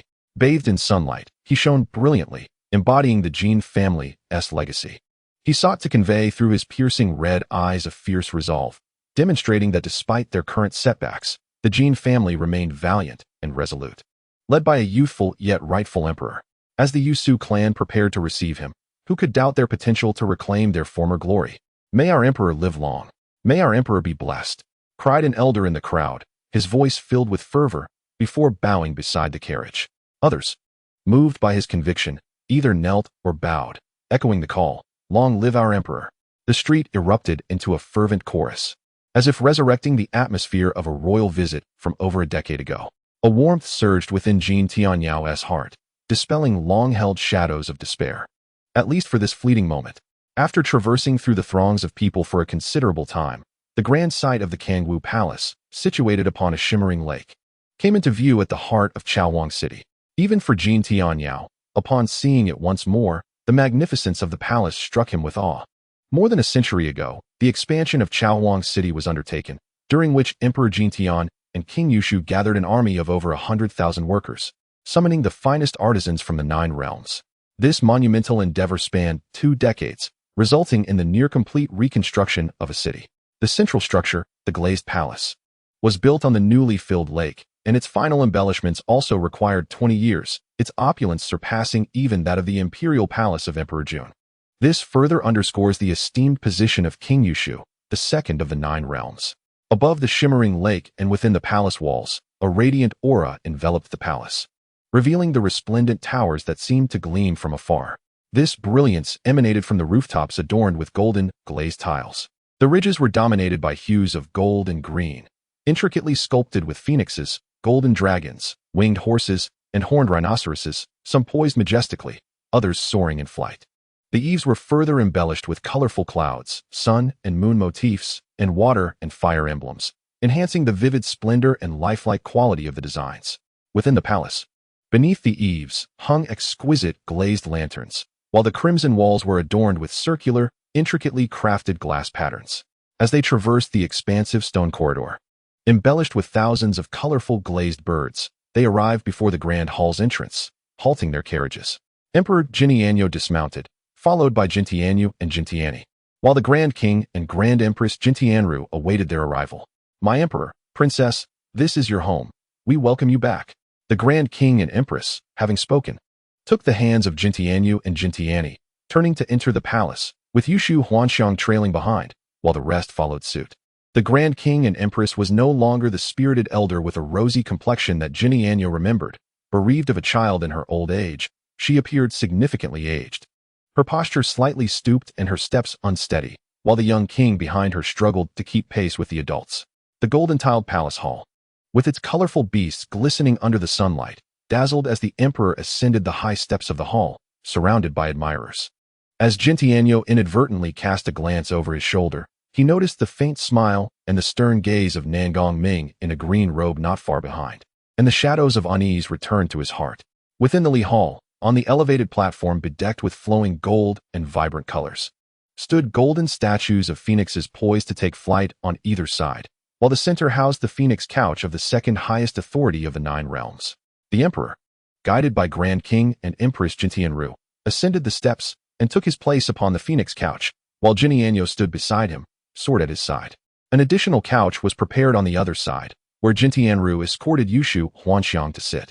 The remaining nobles and officials arranged themselves within the expansive hall, facing the throne. Guards clad in armor, bearing swords, lined the sides of the hall. Once everyone was in position, they bowed in homage to the new emperor. After the homage was completed, the emperor unexpectedly rose and descended from the throne, with Jin Tianyu following closely. The two turned to face Jin Tianyu and Yushu Huanxiang, kneeling on one knee. The hall erupted in astonishment. "My emperor, please rise. Prince Yao, please rise." The Grand King and Empress hurried forward to assist the emperor, exclaiming, "You shall overwhelm us." The two remained kneeling, the emperor's appearance and voice still bearing the innocence of youth. Yet he spoke with all his might to ensure that his words reached everyone in the hall. This is a correspondence between Jin Tianyao and the Grand Empress Dowager, discussing the repeated drills for Jin Tianyu. As he began to speak, silence enveloped the hall once more. The younger brother of King Kangwu, the Grand Empress Dowager, spoke of the insurrection caused by the treacherous bandits from Fusang, who have perpetrated heinous acts against the subjects of Emperor Jun, committing arson, murder, and pillage, even bathing the imperial city in blood and assassinating the royal family. The late emperor and empress sacrificed their lives for the nation, while my Jin Tian clan and numerous descendants of the Yushu clan were brutally exterminated. I beseech the king of Yushu to rally the might of Kangwu and swiftly join forces with the imperial army to eradicate these rebels, avenge our 2 clans, and save the people of Jodi. The emperor's voice rang clear and powerful, articulating his plea with eloquence. As soon as he finished, the hall erupted once again in tumult. "Our emperor, Grand Empress Dowager," stammered the elderly matriarch, her hands trembling. "Ever since our capital fell into the hands of these brigands, my heart has been aflame with anxiety, unable to find solace in sleep or sustenance. Defending our homeland and engaging in warfare is indeed the duty of Kangwu. It is unnecessary for our emperor and King Yao to bear such a burden. Please, do not further sacrifice us." Upon concluding her words, she assisted them and escorted the emperor back to his throne. "Our king, Grand Empress Dowager," cried a gaunt old minister from the steps, his voice hoarse with effort. "The Jin Tian clan and the Yushu clan share a bloodline. For centuries, the fates of Emperor Jun and Kangwu have been intertwined. Now that the imperial city has fallen, as the saying goes, when the lips are gone, the teeth will surely feel the chill. The long-wind bandits will undoubtedly visit the same fate upon Kangwu. This treasonous insurrection has stirred the wrath of the deities. Our army must act swiftly to vanquish these brigands and alleviate our emperor's plight, thus fulfilling the will of the heavens." Jin Tianyao recognized him as a retainer of the Lucio clan. Grand Empress Dowager, Jin Tianyao stepped forward, clasping his hands in respect. "The Kangwu Crane Control Army has lingered at the border for over a year, yet has delayed joining forces with the Yanlong Army for a decisive strike. I implore the King of Kangwu and the Grand Empress Dowager to issue a stern command for battle." "How many troops does Emperor Jun currently possess?" someone shouted. Jin Tianyao turned to reply. "The exorcist has nearly 10,000 elite guards remaining, with several thousand stationed across the southern states. and an additional 500 cavalry roaming within the territory. The hall erupted once more in uproar. Given the vast expanse of Emperor Jun's realm, once home to over 100,000 armored warriors, now reduced to a solitary force and a solitary city. If the Crane Control Army were to rashly engage in battle and suffer defeat, the lands of Kangwu would be left entirely exposed to the predations of the Fusang eagles. Could we not foresee the irretrievable consequences? Indeed, echoed others, including Kunwu and others from Doguang, who shared similar sentiments. Foolishness. The irate old minister stood tall. Rebuking the assembly, the Kangwu army has historically followed the heavenly emperor in vanquishing demons, establishing a new era, and subsequently aiding Jin Tian's illustrious forebear in subduing Judy to maintain peace. We have always been a valiant and loyal force. Now, faced with a band of treacherous usurpers, do we intend to cower like those faithless and impotent? He was a loyal and valiant minister, yet his words garnered little response. As discussions continued to swirl among the assembly, only Jin Tianyi, the Princess Yushu, and Nangong Ming remained seated in silence. With the Longwind Rebellion, Emperor Jun stands isolated and unsupported, leading to his downfall. Whether for Kangwu or elsewhere, must we disregard our duties and oaths, becoming mere spectators in this perilous tide? Jin Tianyao suppressed the fury boiling within him. Minister of the Central Secretariat. Suddenly, the Grand Empress Dowager turned, directing the gaze of all present towards the quietly seated Nangong in his azure robe. Could it be that, as they claimed, the Kangwu army hesitates out of fear of the enemy, thus defying the royal decree and refusing to engage in battle? Nangong did not respond immediately. Instead, he raised his gaze slightly, a faint smile playing at the corners of his lips, with a glimmer of cold light in his eyes.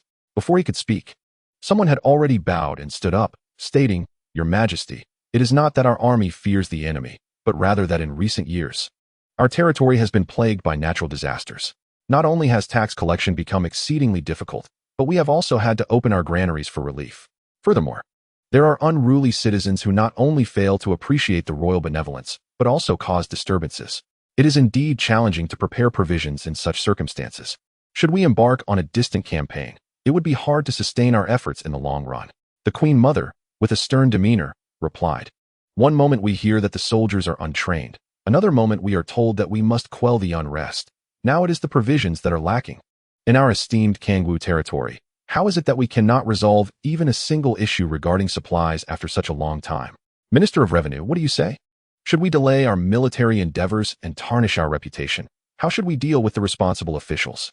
"Execution," was the immediate response from the elder official, Lucio. "Quickly, bring him forth," commanded the Queen Mother as two palace guards stepped forward to seize the minister who had just defended himself. "Hold on," Nangong Ming finally interjected, rising slowly and slightly bowing. His steady baritone, though not loud, resonated clearly. "I implore your Majesty to temper your anger. The unrest in Yuer is indeed a reality. And while the Ministry of Revenue cannot escape blame for the inadequate supply of provisions, it is also somewhat understandable. As I am informed, the military supplies have now been fully prepared." "Minister of Revenue, is this true?" "The military provisions and the transport teams, including the mules and horses, have all been arranged, ensuring that our Kangwu army will remain well supplied for the next 5 years. I beseech your Majesty to forgive us." "Since this is the case," Nangong continued, "I believe a minor punishment would suffice as a lesson. Henceforth, our army will have no further excuses to delay, and we shall courageously take action to relieve our emperor and the people of the 9 lands from their peril." "Is this truly the case? When can we expect victory for our emperor?" The Queen Mother softened her tone and inquired. "I am willing to personally lead the troops and pledge to our emperor with a military decree that we will reclaim the capital within 3 months." "Very well, Chancellor. I know you to be a man of your word. Here in the Grand Hall today, your commitment to our emperor is one I trust you will honor.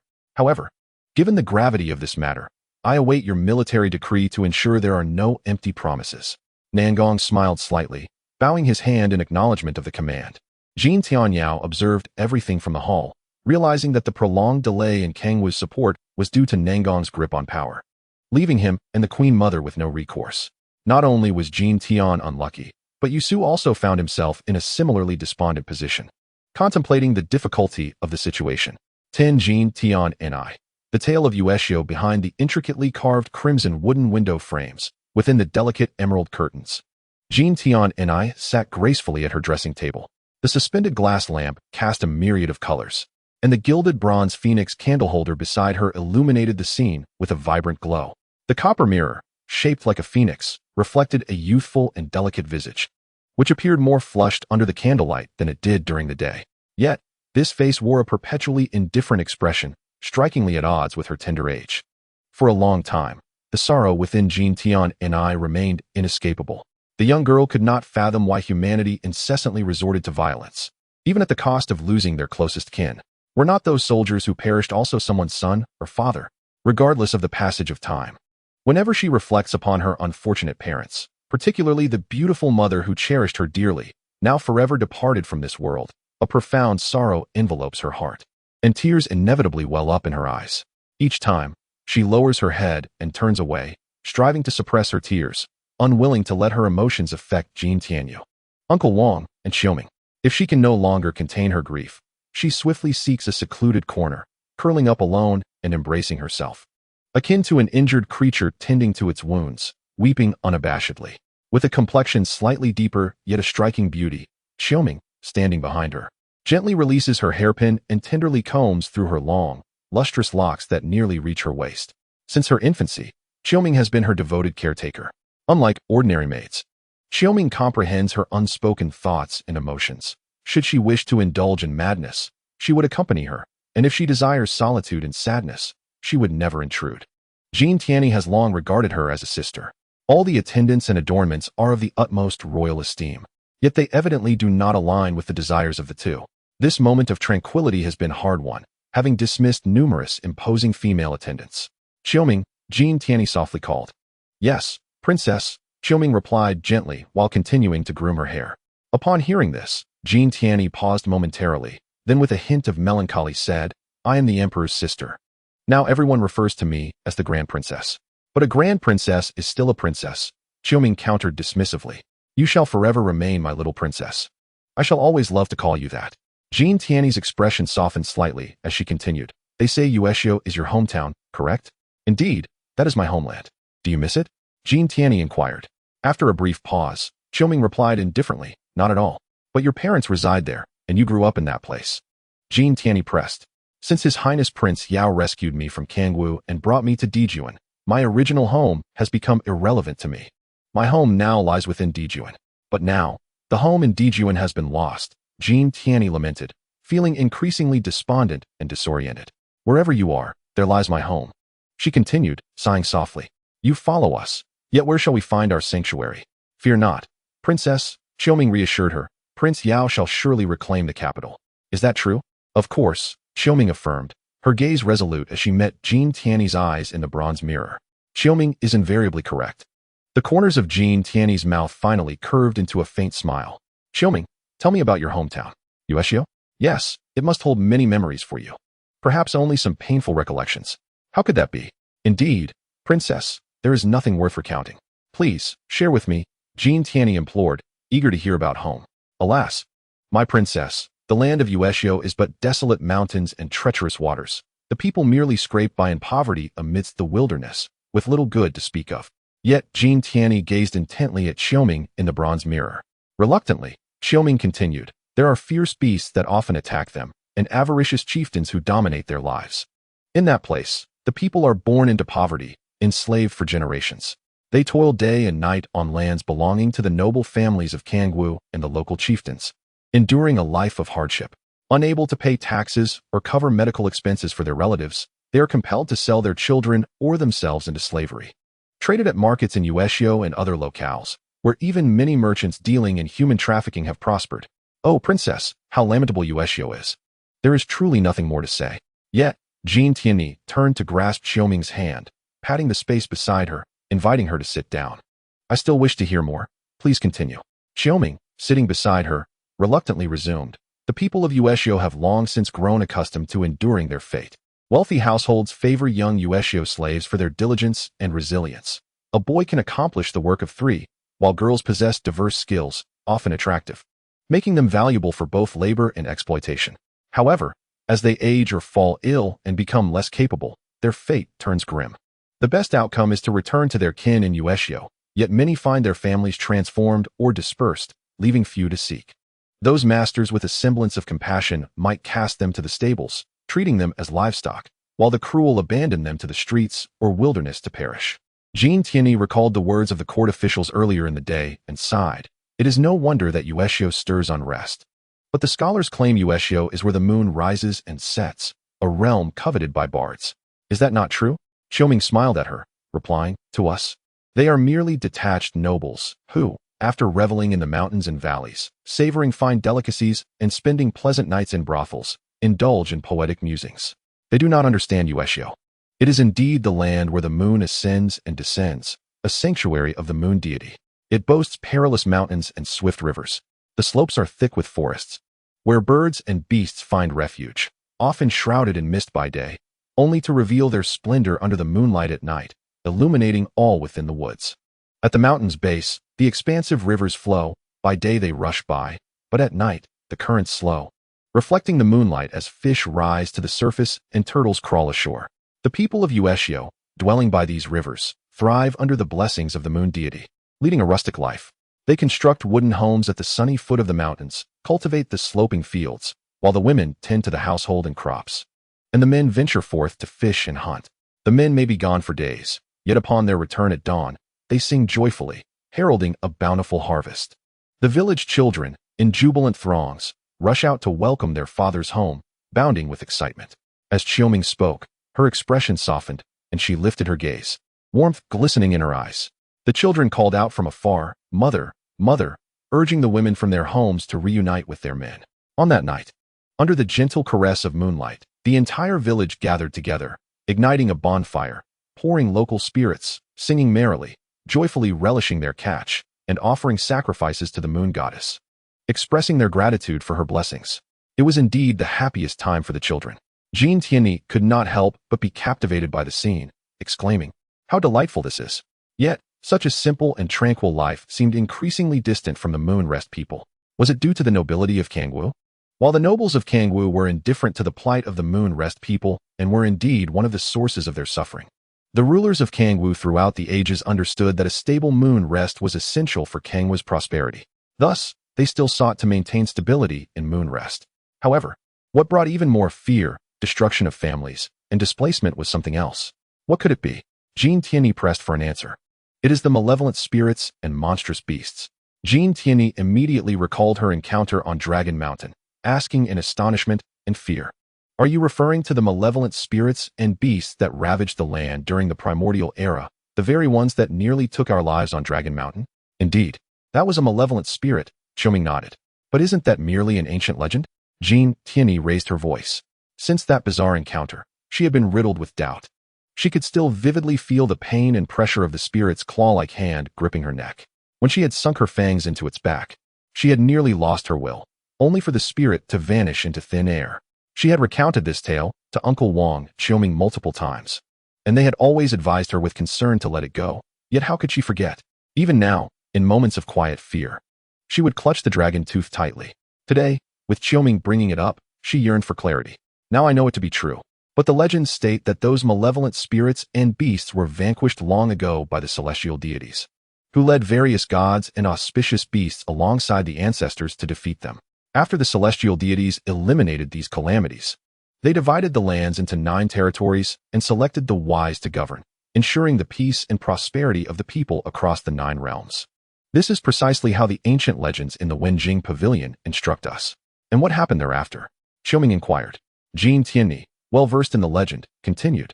The auspicious beasts returned to conceal themselves across the lands, yet the successors of the wise defied the original will of the celestial deities, refusing to relinquish the imperial throne that governed the 9 territories in their stead, instead passing it solely to their own bloodline.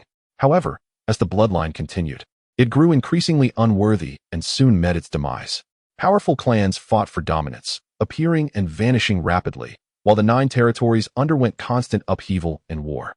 Finally, the fated Xianyuan clan emerged, and during that time, the divine teachings began to spread across the lands, guiding the Xianyuan clan to summon the once concealed auspicious beasts, leading the people to eradicate, subjugate, and educate the bloodthirsty clans, ultimately unifying the 9 territories and bringing about enduring peace and prosperity. Qiuming remarked, "This has all transpired within a millennium. The Qianyuan clan declared themselves as divinely ordained rulers, subsequently establishing the Yu dynasty, with the imperial seat in the Central Plains, leading the 9 territories for generations. Meanwhile, the divine position in the West was served by the divine teachings, guiding the people with divine oracles. During the wars of the Qianyuan clan's feudal divisions, the descendants of auspicious beasts from various regions were granted titles of kings and nobles, governing their lands and nurturing their people. Thus, peace reigned for several centuries until the last generation of the Qianyuan clan unexpectedly announced their retreat, bestowing their divine authority upon the Jin Tianyao clan, which was to lead the 9 lands. This is also recorded in historical texts. Jin Tianyu remarked that this matter received the divine endorsement. There were imperial edicts as well as divine revelations, and it should have posed no difficulties. However, at the dawn of the Shang dynasty, the regions did not comply, even questioning the legitimacy of the Jin Tianyao emperor's rule. Consequently, chaos and conflict ensued for many years, with various local rulers changing hands. It was not until our dynasty's founding sovereign and the former king of Kangwu, through extraordinary strength, united to pacify the 9 lands, compelling submission from all regions. Thus began a prosperous foundation that lasted 2 centuries. Yet, dear princess, for the past 3 millennia, the 9 lands have been plagued solely by the turmoil of emperors and kings. What concern is there for those spectral and strange beasts? After being vanquished by the celestial deities, those phantoms fled to the southern territory of Yuer. Jin Tianyu recalled the accounts in the texts. Indeed, they escaped into the impenetrable forests of Yuer, never to be seen again. However, they did not perish. The relentless conflicts across the 9 lands birthed numerous vengeful spirits and malevolent energies, which gradually accumulated in Yuer, allowing them to flourish and emerge to wreak havoc upon the people living by the mountains and waters. Increasing numbers of men vanished during their hunting expeditions, and terror-stricken villages suffered attacks from ferocious beasts, with many women and children abducted and devoured, entire villages slaughtered overnight. Yuer has been enveloped in nightmares. The stars and moon dimmed, and even the moon goddess can no longer offer us protection. But why have I never heard of this? Is there truly no one to intervene? The nobles, ensconced in their lofty positions, are preoccupied with struggles for power, while the aristocrats and local chieftains pursue their own interests, leaving the plight of a few mountain folk unnoticed. When incidents arise, the authorities are disinclined to expend effort investigating, sending someone to conduct a cursory inquiry. Naturally, the officials are reluctant to risk their safety and concoct a mundane excuse regarding ordinary wildlife attacks. Such matters rarely ascend to the Council of State or the imperial court. Even if they eventually reach the ears of nobles and high-ranking officials, they are of little consequence, often resulting in nothing more than a simple directive for investigation. Yet how did the specters from Yuer reach the foot of Longshan? Qiuming shook his head and sighed, stating that he did not know. Perhaps they have already infiltrated other regions. What shall we do? Jin Tianyu expressed her concern softly, declaring her intention to speak earnestly with her uncle the king tomorrow. But Qiuming, how do you know so much? Under the flickering candlelight, Jin Tianyu observed Qiuming smile gently as he replied, Princess, because I am a child of Yuer. We exist beyond the strife of the 9 lands, in the wilds amidst the sun, moon, and rivers, witnessing the truth. Upon hearing this, Jin Tianyu fell silent, blinking at the mirror before her, lost in contemplation, half understanding.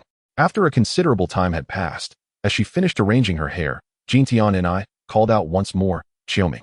Yes, Princess, Qiuming responded as before. You mentioned that you believe Uncle Wang will surely help us reclaim the capital and lead us back home, correct? I believe so. Princess, you must also have faith. Jin Tianxi nodded earnestly. Qiuming, do you have a fondness for Uncle Wang? Qiuming was taken aback by the question, a smile gracing her lips as she wondered if her cheeks might betray her. We all hold him in high regard, do we not? The way you look at him is akin to how my father gazes upon my mother. A tremor coursed through Qiuming's heart, feigning the arrangement of her belongings. She refrained from replying. After a moment, she composed herself and said, My princess. People admire and trust Wang Yao due to his impressive stature and the tales of his valor that echo through the ages. I encountered him at your age. He saved me and granted me a second chance at life. Since then, my existence has belonged to him, even though it is merely the life of a barbarian woman. Upon hearing this, Jin Tianxi was suddenly moved. She had not previously heard the intricacies of Qiuming's tale with Wang Yao. Eagerly, she pulled her down to sit and implored her to recount their shared history. Unable to resist, Qiuming slowly began to unveil the narrative etched into her very being. The first time she laid eyes on him, she was of a similar age to Princess Jin Tianxi. He, too, was but 15 years old, just stepping into the bloom of youth. At that time, she did not yet bear her current name. Her parents, driven by the desperate hunger of their family and the medical expenses for her ailing brother, sold her into servitude to a wealthy household. The buyer, however, was a deceitful scoundrel, one who scoured the slave market for attractive young girls, purchasing them at a low price only to sell them at exorbitant rates as courtesans to satisfy the perverse desires of nobles and local officials. She was imprisoned and starved for days, yet despite the brothel madam's threats and temptations, she remained resolute. In a moment of madness, they bound her in her weakened state and forced her to entertain clients. She endured unspeakable torment, a suffering that would forever haunt her. She pleaded, struggled, and screamed. Yet there was no salvation to be found. In her bondage, she spotted a client wielding a blade. Thereafter, she feigned compliance and, seizing a second chance, emulated the villagers' method of slaughtering livestock to sever the man's throat before fleeing. Pursued by many, she fled with her still youthful legs, contemplating that if she could not escape, her only recourse would be to end her own life. She cried out for help to passers-by, yet no one came to the aid of a mere courtesan. Ultimately, she was cornered by the most vicious of henchmen. Aware of her impending fate, she raised her dagger to her neck. But in an instant, her hand was seized, rendering her immobile. Turning around, she beheld a remarkable youth with striking crimson eyes. Later, he would tell her that it was his first visit to Kangwu, accompanying his brother, Crown Prince Jin Tianxi, to wed Princess Jin Yao. While wandering the city in simple garb to observe local customs, he witnessed a girl of deeper complexion, vibrant and healthy, encircled by a band of ruffians. Yet she displayed no fear, her gaze resolute and her expression defiant as she prepared to take her own life. He is killed. We shall handle the matter ourselves. Please do not interfere, young sir. The thugs, sensing the intensity of his gaze, hesitated, their tone shifting to one of feigned civility. A murder, indeed, should be dealt with by the authorities. I shall accompany you to the officials. No. A slave who has taken a life should be dealt with by their master. What need is there to involve the authorities? He stood his ground, unwavering. The enforcers, seeing he was merely a youth clad in simple attire, surrounded him, intent on subduing him. With remarkable swiftness, he struck, and in an instant, one of them fell to the ground, crying out in agony. The enforcers, now desperate, wielded their weapons recklessly, resorting to violence. Yet, he remained unharmed. Almost enigmatic in the chaos, as the once tyrannical band of ruffians lay scattered on the ground, wailing in pain. He had not drawn a weapon, thus sparing their lives. He escorted her to the government office, announcing his name, and the official there received him with utmost respect, trembling slightly. The notion that a slave's transgression should be handled solely by their master was merely a private decree of the powerful in Kangwu. With the imperial prince present, everything was bound by the law of the land. The crime of coercing a young girl into prostitution was unforgivable, while self-defense was absolved by law. He led her into the opulent glazed palace, where arrangements were made for her comfort. He presented her with two choices: to return to her parents, ensuring their safety, or to remain in the glazed palace as a maid, free from want, until old age would call her home. Please take me with you, she implored, seeing in him her solitary beacon of hope. Choosing that path may mean you can never return here. I shall not regret it. He gazed at her, and at last nodded in agreement. This marked the first time he saved her, granting her a new lease on life. Shortly after her arrival in the capital, she fell gravely ill, unable to consume even a drop of water, teetering on the brink of death. The imperial physician diagnosed her condition as a depletion of vital energy, compounded by the long journey and unfamiliar terrain, predicting her days were numbered. Observing her frail state, perhaps feeling a pang of compassion, he decided to take her to the towering and rugged peaks of the Jingshan Mountains, where he often practiced alone, allowing her to dwell in a cave, drinking from mountain springs and feasting on wild fruits. Remarkably, she survived, gradually regaining her strength. He gifted her a dark iron dagger and taught her the art of combat amidst the forested cliffs, fortifying her body. She was naturally agile and quick-witted, mastering the skills with ease. Their laughter echoed in the wilderness as they shared a blissful, warm interlude, a time that would forever be cherished as the happiest of her life. From this day forth, you shall be my sister, and your name shall be Qiuming, he declared, his smile radiating warmth like the sun, akin to the sound of jade. Though she had only recently arrived in the court of Dijuan, she understood that this was a name befitting nobility, one she felt unworthy of. No, you are deserving of it, and besides, it is a name I bestow upon you, he affirmed. Though Qiuming harbored feelings of affection, She was acutely aware of her humble status and dared not aspire for more.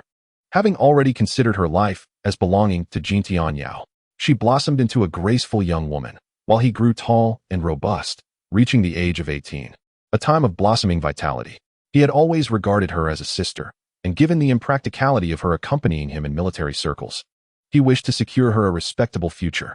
Qiuming sensed his understanding of her sentiments and did not wish to impede his path. She resolved to embrace her fate joyfully, yet found it challenging to mask her true feelings. At that time, she learned that the emperor's progeny sought diligent and reliable maidservants skilled in martial arts, and she eagerly sought his approval. Eventually, he consented to recommend her to the emperor. From that moment on, her encounters with him became infrequent, yet she found solace in the fact that she could still remain close to him and dedicate her life in unwavering loyalty. The title of proud son was not merely a figment of Qiuming's imagination. It was bestowed by the former emperor, Jin Tianxi, with the witness of various regional kings and the subjects of the capital. That year, as the various dynasties paid their respects, the capital resembled a grand festival.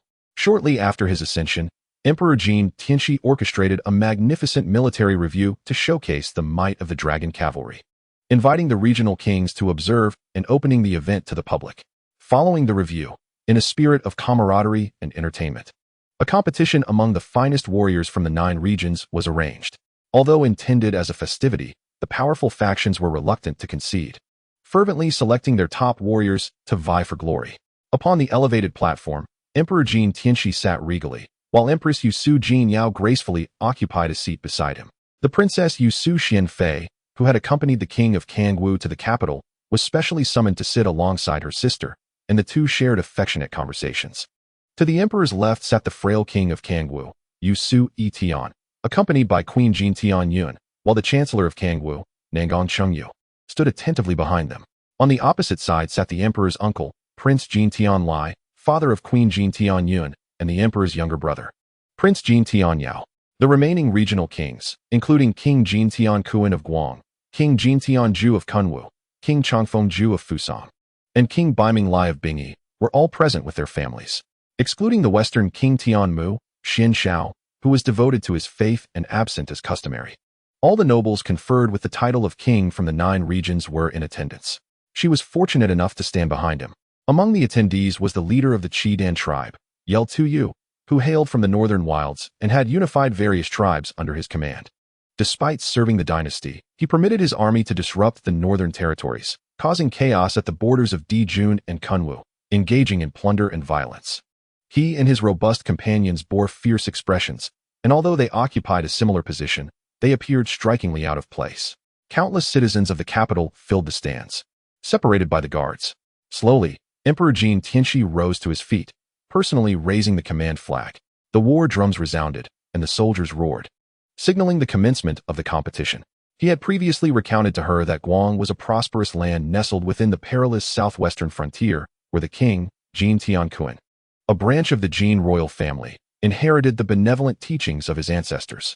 He cherished the values of propriety and virtue, renaming his guard unit to the Dawu camp, establishing a formidable stronghold that welcomed warriors from all 9 regions and revered martial prowess. The warriors of Guang donned black lacquered armor, adorned with phoenix-winged helmets, wielding the horned rhinoceros banner in one hand and a blunted blade for the contest in the other, advancing with formidable presence into the arena. Their opponents from Kunwu, similarly clad in phoenix-winged helmets and brown lacquered armor, brandished the fierce tiger flag. The king of Kunwu, Jin Tianju, also a branch of the Jin royal family, resided in the northwest, a land fraught with danger, where mountains lay to the south, and grasslands and deserts extended to the north, populated by a diverse array of fierce and untamed peoples. After exchanging formalities, the fierce battle commenced. One side launched an aggressive assault without mercy, while the other exhibited grace and composure, deftly maneuvering through the flurry of blades, eliciting gasps of awe from the audience. After several rounds of combat, the Kunwu warrior, despite his ferocious roars, began to lose his rhythm, his impatience exposing vulnerabilities. Meanwhile, the Doguang warrior, who had remained silent and seemingly faltering, lured his opponent deeper into the fray, waiting for the perfect moment to reveal a weakness. With a swift turn, he struck the opponent's head, followed by a quick counter to the neck, sending the robust adversary crashing to the ground. Had this been a real fight, the Kunwu warrior would have met a grim fate. Bravo! exclaimed Dogwang Wang Jin Tianxi, rising to applaud, a proud smile gracing his features, while the alluring Wang Fei Xiao beside him beamed with delight. Our Wei Yin of the Dawu camp is indeed a master of unparalleled caliber. As he spoke, he cast a sidelong glance at Kunwu Wang Jin Tianyu, who remained lost in thought, nursing his drink. A towering guard standing attentively behind him appeared to stifle a chuckle. As the outcome became evident, the soldiers shouted in unison. The defeated warrior staggered to his feet, bowing in submission, while the victor returned the gesture with grace. Subsequently, warriors clad in the Xinjin armor of the Emperor Jun and the silver armor of Fusang, along with the Kangwa's Kantong warriors and the ice-clad snow warriors, engaged in breathtaking displays of skill, repeatedly elevating the atmosphere of the arena to a crescendo. Next came the contest between the ghost-faced warriors of the Qidan tribe, recently elevated from the wilderness, and the elusive Yuer who excelled in evasion. The Yuer, adept at traversing the beast-infested woods with remarkable speed and agility, were known for their innate talent. Among them, the most elite, having undergone rigorous training, often served the powerful as assassins, referred to as Inku. As the Inku unleashed their unpredictable daggers, the crowd could not help but marvel at their artistry, and Qiuming predicted that the imposing Qidan warrior would, like the Kunwu warrior, succumb to the smaller opponent's tactics. However, after just a few dozen exchanges, it became evident why Qidan commanded respect among the disparate tribes of the wilderness. The bare-handed Qidan warrior, donning a menacing mask, adeptly anticipated the swift assaults, countering each strike with precision. When he transitioned from defense to offense, his attacks were ruthless. Soon, the Yuer assassin found himself overwhelmed by a barrage of strikes. Collapsing to the ground, enraged, the Qidan warrior, disregarding the fallen opponent's inability to retaliate, roared as he hoisted the incapacitated foe overhead and smashed him into the ground. A wave of shock rippled through the arena as the injured lay curled and motionless. The Qidan warriors reveled in their victory, triumphantly trampling their adversary beneath their feet. Unable to bear the sight, the victorious Dogwang Wei Yin stepped into the arena, bowing to the Qidan warrior before unsheathing his blade. The crowd erupted in cheers for him. Observing this, the Qidan warrior released his earlier opponent and, unfazed, drew his own weapon. Though masked, his demeanor radiated arrogance and confidence, and the moment they clashed, the air crackled with his formidable presence. After several rounds, Wei Yin gradually succumbed as the warrior Qidan, with a resounding shout, struck his helm with a single blow, followed by a punch to his chest, causing him to spit blood and ultimately retreat from the contest. A wave of sighs swept through the arena and the spectators. Even King Guang could not suppress his disappointment. The eyes of the assembled kings turned towards the empty seat designated for the chief of the Qidan tribe, Yeltiu, only to find it unoccupied, save for a few cheering Qidan warriors standing nearby. The warriors of the Kangwu Kongha army were swiftly defeated as well. The crowd fell silent, astonished that a contest among the finest warriors of the Nine Lands had been so decisively won by a tribe from the northern regions, once dismissed as brutal and uncouth. Standing at the center of the arena, the Qidan warrior slowly removed his mask, revealing himself to be the chief Yeltiu. He faced the elevated platform, addressing the emperor and the various kings with a near roar. "You, sovereigns of the Nine Lands, is this the warrior you take pride in? Is this the strength that you claim protects the people of the Nine Lands? Is there one among you bold enough to stand as I do?" The kings exchanged glances, some bowing their heads in silence. Emperor Jin Tianxi, too, felt a pang of awkward disappointment, glancing around, momentarily at a loss for words. As the seat before her had long been vacated, suddenly, the once boisterous arena fell silent. Yeltiu turned to see a young, valiant warrior clad in dark golden dragon armor standing behind him.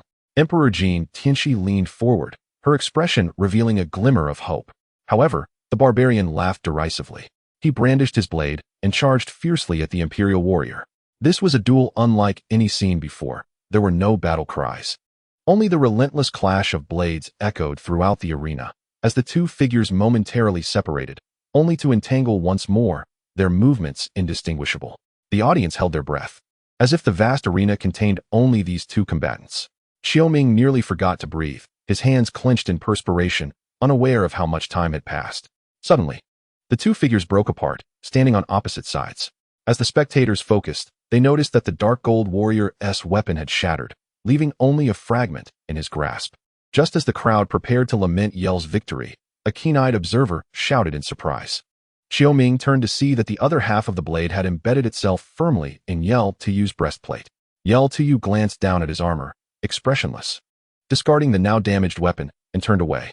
The dark gold warrior removed his helm, revealing himself to be the 18-year-old Prince Jin Tianyao, radiating a brilliance akin to the dawn.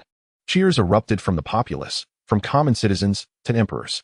Elation surged within Qiuming as he reveled among the throng. The soldiers roared in unison, recognizing him as their long-dreamed leader, the commander who would lead them to countless victories. Emperor Jin Tianxi rose with excitement, gazing at her brother, and all stood in unison. He was the radiant sun, proclaiming to the crowd, the son of Jin, the son that will revive our dynasty. Jin Tianyu, the agreement in the realm of Dijuan. The emperor's celestial sacrifice is a momentous event that necessitates several months of meticulous preparation. This includes refurbishing the palace at Jing Mountain, the imperial terrace, and the thoroughfares and villages along the sacrificial route, crafting ritual implements and musical instruments, rearing and selecting livestock for the offerings, arranging the sacrificial grounds, and attending to numerous other details. Each department must fulfill its duties without fail. Notably, the king of Kangwu is the only individual permitted to conduct the celestial sacrifice aside from the emperor. Although the ceremonial display at Yushan King's platform is of a lower rank than that of the imperial terrace, it is sufficiently grand to reflect the extraordinary status of the king of Kangwu.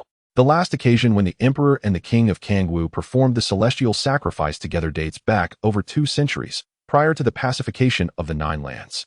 From that moment, the Jin Tian and Yusu clans forged an alliance, embarking on campaigns to subdue the Nine Lands, which led to generations of intermarriage, with the Jin Tian ascending to imperial rule and the Yusu holding a secondary honor. Jin Tianyu is acutely aware of this history, and even if he does not fully comprehend it, the multitude of admonitions that have inundated his mind in recent days is sufficient to instill a sense of urgency within him. Yet, despite his understanding, his efforts can only render this solemn occasion, a matter of great importance for both the court and the taverns, a tedious task to be endured.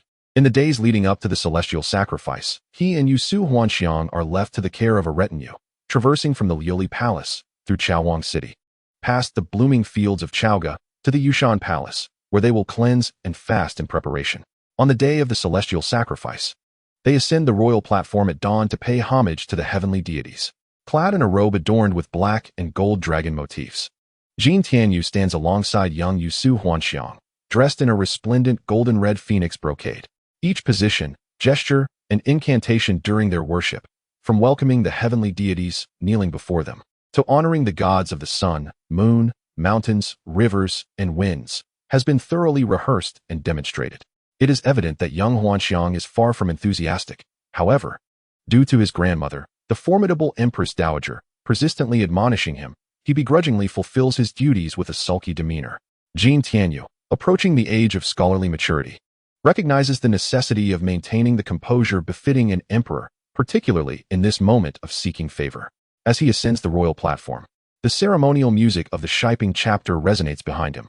Upon completing his worship and turning to behold the rows of nobles and officials kneeling in reverence below, he experiences an inexplicable surge of emotion. Uncertain of its meaning, he is nonetheless stirred by a sensation he has never encountered before. As he gazes down at the upright figure of Jin Tianyao, the dignified Empress Dowager, the serene Jin Tianyi, and the stoic Ming, he discerns subtle expressions that evoke within him an exhilarating sense of courage, an essence he has long yearned to possess. Yet, this newfound courage is swiftly battered by forces beyond his control, leaving him fragmented and disheartened. On their return from the celestial sacrifice, the procession passes through the vibrant fields of Chaoga, where, amidst the flourishing blossoms, the Empress Dowager orders the establishment of tents and enclosures within the flower fields, inviting the emperor, the king of Kangwu, and all others to rest and revel in the beauty of the blooms, providing a brief respite from the tumult of war. Within the emperor's grand tent, Jin Tianyu was informed that he could not venture outside for leisure. He was to remain seated before the desk, participating in a royal council. His uncle, the formidable Jin Tianyao, stood erect in his military garb at one side, while seated at the desk was the esteemed king and queen mother Jin Tianrua. The chancellor, Ming, clad in a green robe, stood before the trio, maintaining his habitual stoic expression and measured tone. Jin Tianyu felt as though he were perched upon needles, his mind a tempest of frustration, yet he exerted every effort to suppress his restless spirit, remaining motionless. He harbored a deep disdain for the cold, domineering clansman, the household servant, cursing and indignation within his mind. 2 days hence, We shall march northward to confront the rebellious forces of Fusang. The soldiers are apprehensive for the safety of our sovereign should he personally lead the charge. However, should we ensure his protection, our ability to vanquish the enemy would be compromised. Thus, the soldiers have entrusted me with their entreaty, imploring our emperor to remain in Kangwu to safeguard his well-being and await the tidings of victory.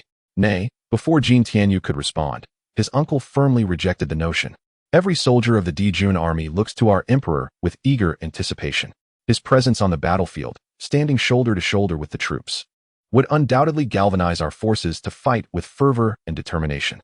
Nangong Ming's gaze was chillingly resolute, a ghost of a smile playing upon his lips as he remarked, "While the Dijun soldiers may indeed require such motivation, the 100,000-strong army of Kangwu prioritizes the safety of our emperor. If our sovereign cannot remain in the southern territory, I truly do not know how to assuage the troops' concerns.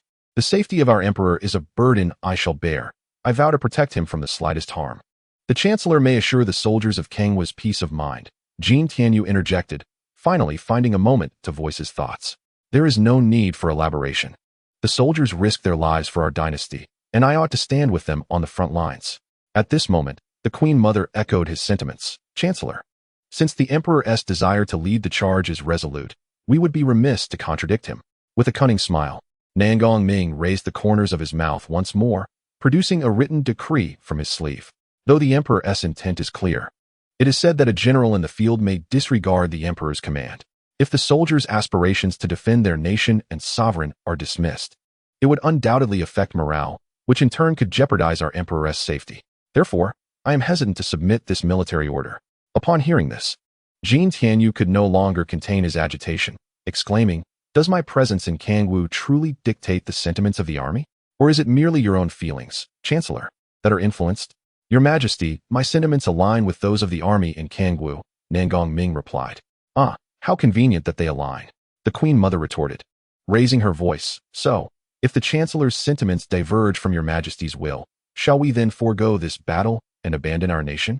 The decision to protect or not to protect cannot sway His Majesty's resolve to lead the troops personally into battle. Should we choose the latter, we shall return to vanquish the evil and reclaim the empire." Wang Shu Jin Tianyao spoke with unwavering conviction. It was only then that Jin Tianyu felt a measure of relief. However, Nangong Ming's lips curled into a faint smile, albeit his tone grew somewhat colder. "Regardless of the morale of the army, since His Majesty has made up his mind, we cannot impose our will. Yet, if His Majesty insists on accompanying the troops, demonstrating care for the soldiers and loyalty to the sovereign, I earnestly beseech His Majesty to adhere to the ancestral traditions of the royal family and bestow a betrothal between the King of Kangwu and the princess, allowing her to reside in Chaowang.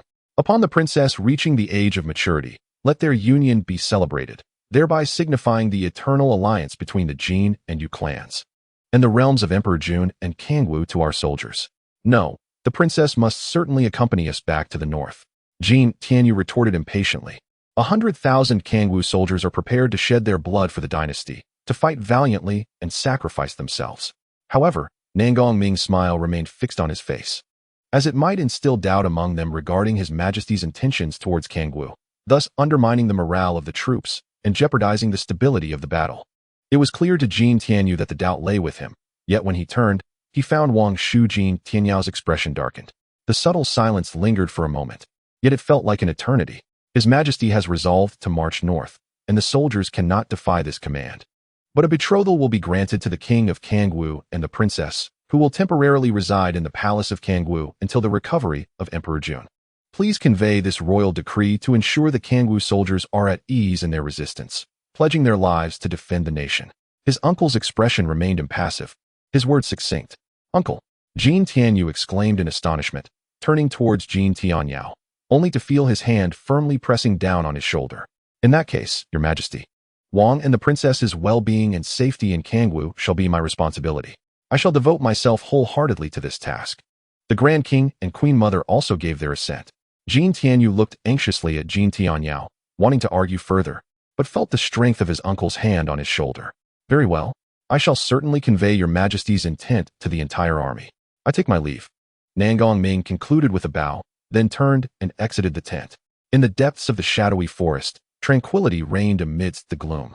Towering trees obscured the sky, and eerie, pale mist drifted, rendering the surroundings inscrutable. A frail girl stood alone in the woods, gazing around in bewilderment, her heart filled with confusion. She took a few hesitant steps forward, the sound of crunching leaves beneath her feet echoing in the stillness. Fear surged within her, mingling with an icy chill that enveloped her entire being, causing her to tremble uncontrollably, droplets cascading from her brow, whether sweat or water, she could not tell. "Qiuming," she called out, but only the hollow echo of her voice replied. "Uncle, Yuer." Her voice quivered with barely concealed tears. Amidst the mist, a figure seemed to materialize before her. Her heart raced wildly, the fear rendering her dizzy and weak. "Is anyone there?" she managed to utter, summoning every ounce of strength. Yet, the figure vanished ahead. "Hey," she shouted, disregarding everything as she desperately pursued it. But apart from her rapid breaths and the sound of leaves breaking beneath her feet, there was only the endless trees and the persistent, enveloping fog. She came to a halt, despair enveloping her heart. Amidst the swirling mist before her, the silhouette of a man clad in a blue robe re-emerged, standing regal and unmoving. As she focused her gaze, it appeared that he turned to face her. Yet his features remained indistinguishable in the fog. She stepped closer, but he remained rooted in place. Gathering her courage, she approached the man, nearly close enough to discern his visage, only for him to vanish in the blink of an eye. Instead, her eyes beheld a wolf, its body covered in sharp bristles, facing away from her, slowly wagging its three tails while gnawing at a human skeleton, the sound of cracking bones echoing ominously. Terror seized her, rendering her breathless and immobile. As the beast turned its gaze towards her, revealing three identical, snarling wolf heads, their 6 eyes emanating a chilling green light that fixated on her. In unison, they gaped wide, displaying bloodied tongues and sharp fangs, roaring at her with a feral howl. "Ah!" With a piercing scream, she jolted upright from her bed. The beast and the jungle dissipating into nothingness, leaving her in the vast emptiness of the tent. Song Ming rushed in at the sound, steadying her shoulders and soothingly saying, "Do not fear, princess, it was merely a nightmare." Yet, Jin Tianyao found herself drenched in sweat, beads trickling down her temples, whether from lingering dread or cold perspiration. Her body trembled uncontrollably. "Song Ming, I dreamed of Yuxiao." "Alas, princess, Yuxiao is thousands of miles away. There is no need to dwell on it. It is my fault for speaking of such things. The heavenly sacrifice has concluded today. When I encounter Uncle Wang, I shall inquire further." Jin Tianyu's thoughts were persistently drawn to Yuxiao. "There is nothing to inquire about, princess. You must be weary from the sacrifice. Allow me to help you clean up and rest a while. I do not wish to sleep. Assist me in rising. I wish to see the outside." At this moment, the expansive flower fields burst forth in vibrant hues, stretching out to reveal distant, hazy mountains on 3 sides, while towards Qiuming City, the landscape unfurled, merging seamlessly with the pale blue sky above. It was as if an extraordinary realm, suffused with heartfelt divinity, had been conjured into existence, enveloping all within a fragrant warmth and a gentle breeze that caressed their faces, truly easing one's spirit. The aroma of the blossoms held their own magic, and the sheer resplendence of their bloom was enough to bring joy to the girl. Jin Tianyao and Song Ming dismissed the attendants and dashed out of the tent, running a considerable distance. "Song Ming, hurry!" Jin Tianyao exclaimed, lifting her skirt as she dashed along the path, stirring the butterflies and bees in the fields into a flurry, their laughter ringing like silver bells. It had been so long since she had laughed like this. "Princess, slow down. Be careful." Song Ming chuckled, trotting behind her. "Wow!" Jin Tianyao exclaimed in wonder, coming to a halt before a flower. She knelt down, captivated. "This flower is so beautiful. What is its name?" The flower stood elegantly taller than those surrounding it, its branches adorned with numerous offshoots, each bearing blossoms in a kaleidoscope of colors, their petals delightfully plump and splendid. The flower is known as the 7 Hearts Orchid, blooming with 7 blossoms, each in a different hue. The first blossom is undoubtedly white, with the subsequent colors transitioning from light to dark, culminating in a deep indigo. Jin Tianyao, upon hearing this, crouched before the flowers and counted silently. Indeed, there were 7 blossoms. She sighed softly, exclaiming, "How marvelous!" After observing for a while, she rose and inquired, "What about that one? What is its name?" "That is the mallow," came the reply. "And this one? It resembles a white hawthorn. What about this one and that one?" She was already dazzled by the profusion of colors. Seeing her confusion, Qiuming chuckled helplessly and said, "Your Highness, how could I possibly know so many? You ought to bring a scholar well-versed in botany." "But you are my scholar," Jin Tianyao pouted, only to be drawn away by a vivid color that captured her attention. Pointing ahead, she lowered her voice and said, "Qiuming, look over there." Following her, Qiuming scrutinized the direction, where a cluster of vibrant red was nestled among the foliage. Jin Tianyi carefully lifted her skirts and approached, but after just a few steps, the small red creature alertly turned its head. It turned out to be a tiny, fully crimson fox. The fox did not flee. Instead, it stood its ground, lifting its head and locking eyes with Jin Tianyi. Seeing that it remained still, she attempted to advance, but as she stepped forward, Qiuming warned from behind, "Your Highness, be cautious. That red fox can bite." No sooner had the words left her lips than the fox, sensing danger, spun around and darted away. Jin Tianyi gasped, and at that moment, a sharp sound echoed from the distance. In the thicket, the red fox let out a piercing cry, leaping high before crashing down heavily. "Your Highness, be careful," Qiuming shouted anxiously, yet Jin Tianyi had already rushed forward. Before her lay the once agile little creature, now pierced through the head by an arrow tipped with a carved feather. Its black eyes were wide open, devoid of life, blood oozing from the wound and matting its fur, staining the flowers and grass beneath it crimson. Jin Tianyi shrieked in terror, collapsing into Qiuming's embrace. Unable to bear the sight, Qiuming hurriedly patted her shoulder in comfort, but Jin Tianyi noticed with alarm that Qiuming's other hand had drawn a concealed dagger.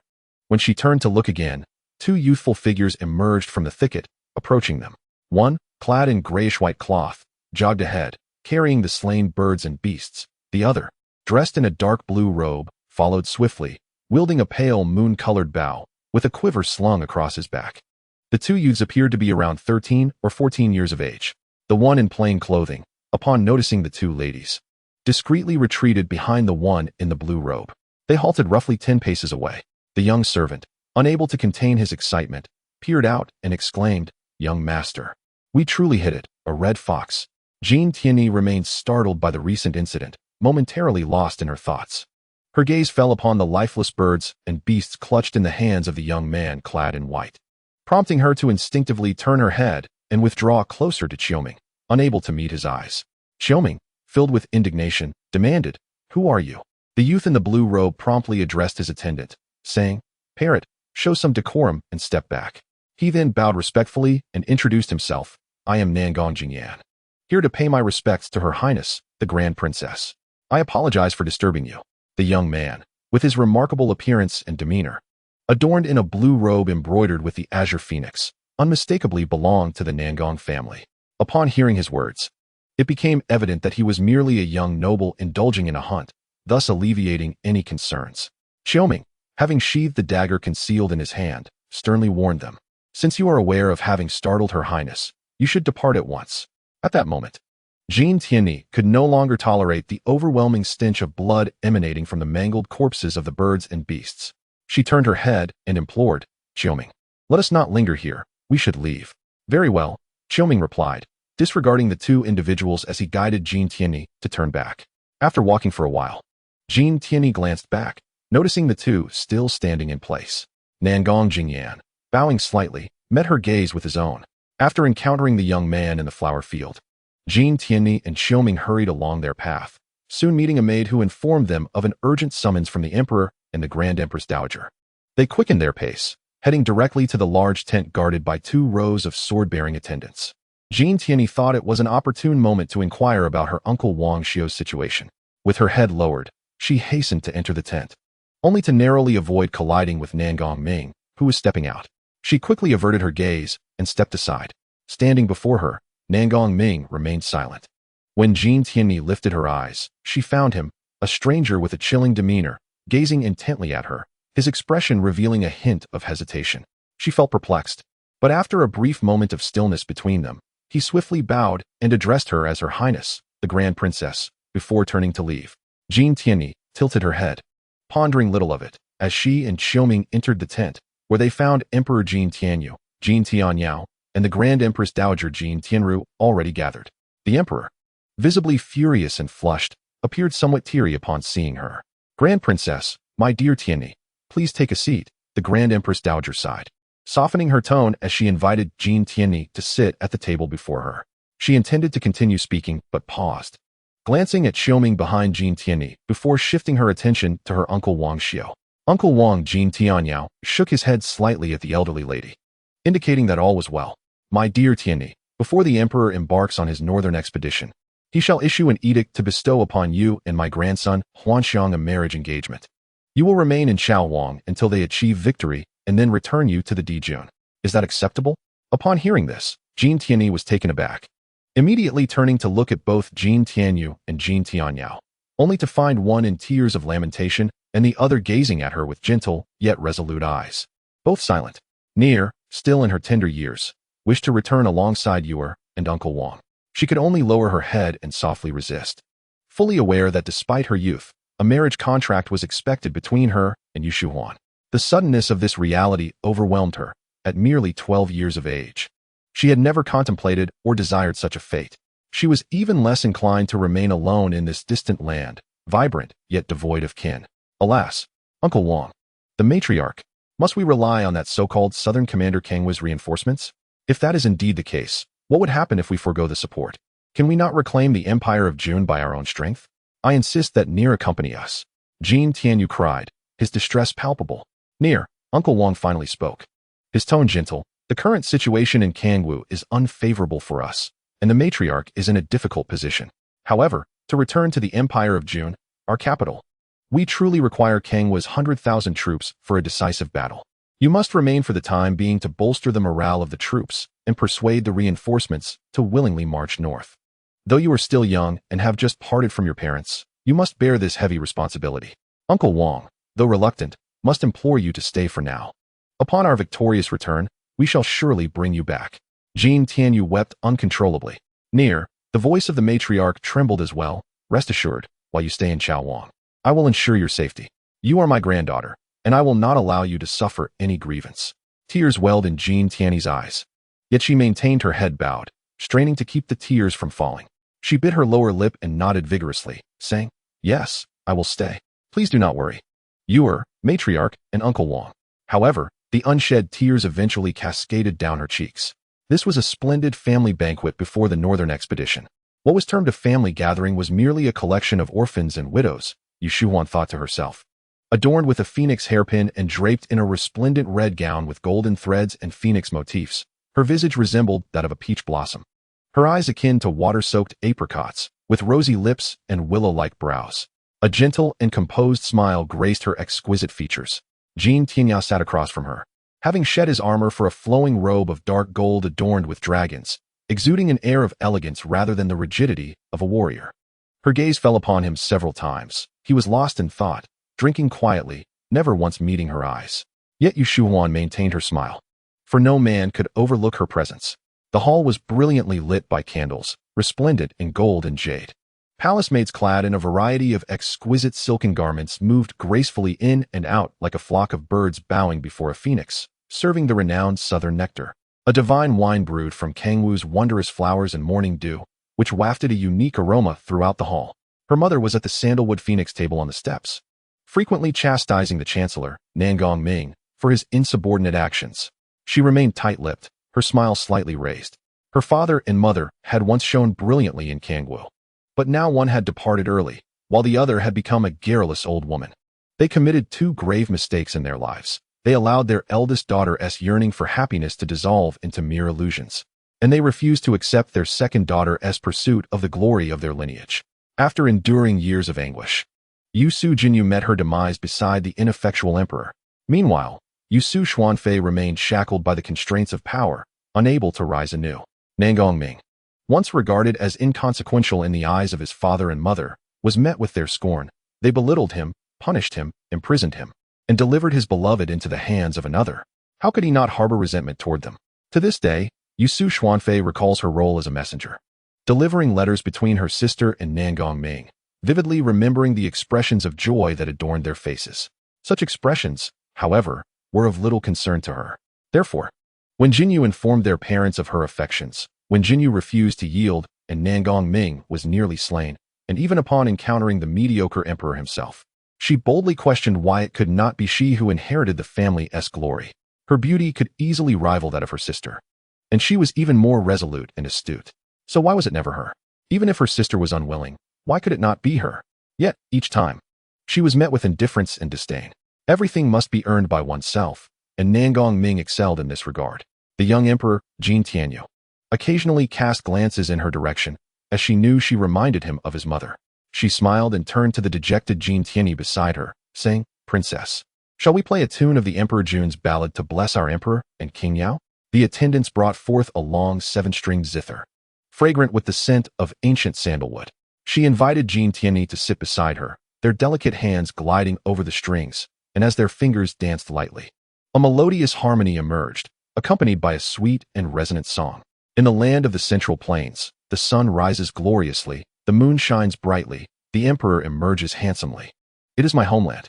Verdant Jing Mountain, babbling streams, there is my gentleman, as if carved and polished, there is my beauty, graceful and melodious. Once I departed, willows swayed gently. Now I return, rain and snow fall softly.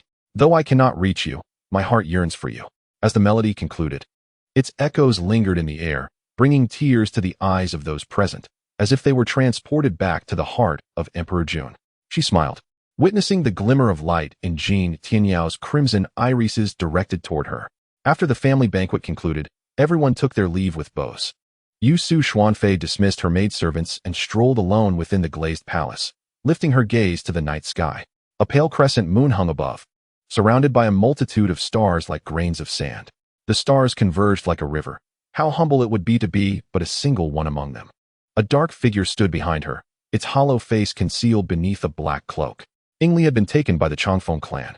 A deep, resonant voice emerged from the void. "I understand." Yu Su Xuanfei replied coolly without turning her head. The shadow promptly vanished. The luminous moonlight cascaded upon her resplendent golden attire as she strode proudly, her posture regal. In a corner of the glazed palace, the study glimmered with light. Jin Tianyao sat at the desk, pen in hand, engrossed in his writing. Having completed his writing, he set down his pen and summoned a subordinate to deliver the note. After the attendant received his orders and stepped outside, a guard entered to announce the arrival of Yuer Qiuming, who gracefully walked in without waiting for the guard to finish his words. Approaching her, Jin Tianyao stood to greet her, and with a gentle smile, she offered a soft salutation. "May the King of Yao enjoy boundless blessings." Jin Tianyao returned the gesture with humble courtesy. At this moment, the King of Yao was still engrossed in official matters, attending to the affairs of the state while also needing to care for his health. Yuer Qiuming took a step closer, her beautiful eyes glancing delicately, and she compassionately remarked, her satin-clad figure revealing a hint of her form, skin as smooth as jade. With a subtle fragrance wafting between them, Jin Tianyao calmly replied, "Given the current situation, I feel immense guilt. How could one speak of labor?" Noting her visit, he continued, "Although the family banquet has just concluded, Yuer Qiuming's heart remains restless, prompting her to seek the King of Yao. Are you aware that King Wu is now in dire peril?" With a sigh, Jin Tianyao lamented, "Incompetent ministers hold power, and both young and old rulers are left vulnerable. We implore the King of Yao to rescue us." Yuer Qiuming lifted her gaze to Jin Tianyao, her eyes glistening with unshed tears, reflecting a luminous sheen. Jin Tianyao reassured her, "Our two families share the same roots, and we now face adversity together. It is indeed my duty to assist." He expressed his frustration over the disastrous defeat of his Dragon Xiang army at the Battle of Wanhe, urging her to exercise patience as he devised a long-term strategy. "In due time, I shall ensure our two families regain their former glory." With his words, Yuer Qiuming found solace. "Might I inquire about your plans, my king?" Jin Tianyao gestured for her to sit beside him on the couch. "I have consulted with the Grand King and Queen Mother. The options before us are exceedingly limited. My mother has not elaborated much, believing I would not be of assistance. Might the King of Yao enlighten me? This has been her consistent oversight. Though the military power of Kangwu has fallen into the hands of the Nangong family, they are merely a subordinate of Kangwu. Nangong Ming is still inexperienced. He understands that the chaotic division of the 9 regions serves him no benefit. To challenge this division, he would require the emperors and the Wang of Kangwu's commands. Thus, a campaign to reclaim Emperor Jun is inevitable to consolidate imperial authority over the realm. My intention is to first leverage the military strength of Kangwu to restore our emperor to the capital. Emperor Jun is the ancestral homeland of my clan, and through diligent recruitment, forces will surely rally. With time for training and rejuvenation, we can then join forces with the Grand King and Queen Mother to weaken Nangong and bolster the Yuer clan. Together, our families could govern the 9 regions, ensuring peace and prosperity for our dynasty. Yet, as Jin Tianyao spoke, he sighed deeply. lamenting the tumultuous path ahead and the countless lives that would inevitably be lost to warfare. The king of Yao's concern for his people moved Qiuming profoundly. Pausing briefly, she then spoke with increasing tenderness. The journey ahead will undoubtedly be arduous for you, my king. Though it pains me, I must rely upon you. Is there anything I can do to assist you, my king? The princess, born of noble lineage, felt it inappropriate to burden her with concerns, urging her to endure the tribulations. Yusuo, lamenting her lack of a male form, realized her impotence in the face of critical matters. Do not fret, King Yao, she implored, rising gracefully and moving closer to Jin Tianyao. The subtle fragrance enveloped him as her enchanting crimson eyes regarded him intently. Do you not realize? If not for the chaos of war, we would have long since been united in love. Jin Tianyao, maintaining his composure, replied without averting his gaze. As per the late emperor's decree, we are indeed betrothed. However, the current turmoil has rendered me a mere soldier, devoid of personal desires. I dare not entertain thoughts of romance with you, fearing it may impede your path. King Yao, Yusuo interjected, gently covering his mouth with her hand, leaning closer. Her exquisite visage mere inches from him. From the moment she first laid eyes on him on the battlefield, admiration blossomed within her. Upon the emperor's proclamation, she had already envisioned herself as the wife of the mightiest general. I understand the constraints you face. You need not feel obliged to make promises or harbor concerns. If I can alleviate even a fraction of your worries, that would suffice. As a distinguished member of the royal family, her every gesture radiated grace and allure, captivating every man who beheld her. Yet, he averted his gaze, maintaining his composure as he spoke.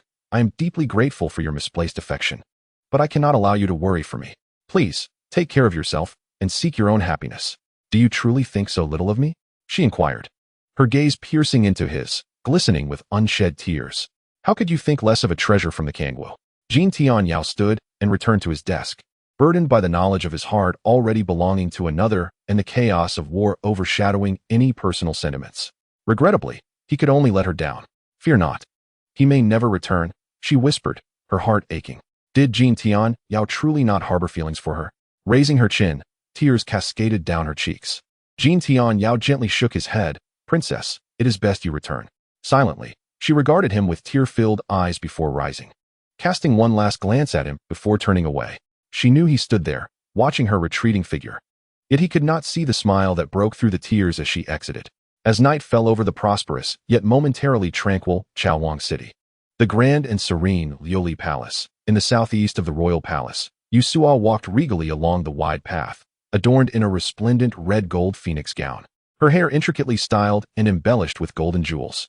Flanking the path were ancient phoenix trees, their sturdy trunks towering high, their lush canopies intertwining above, casting a protective shroud over the walkway, reminiscent of ancient warriors standing sentinel.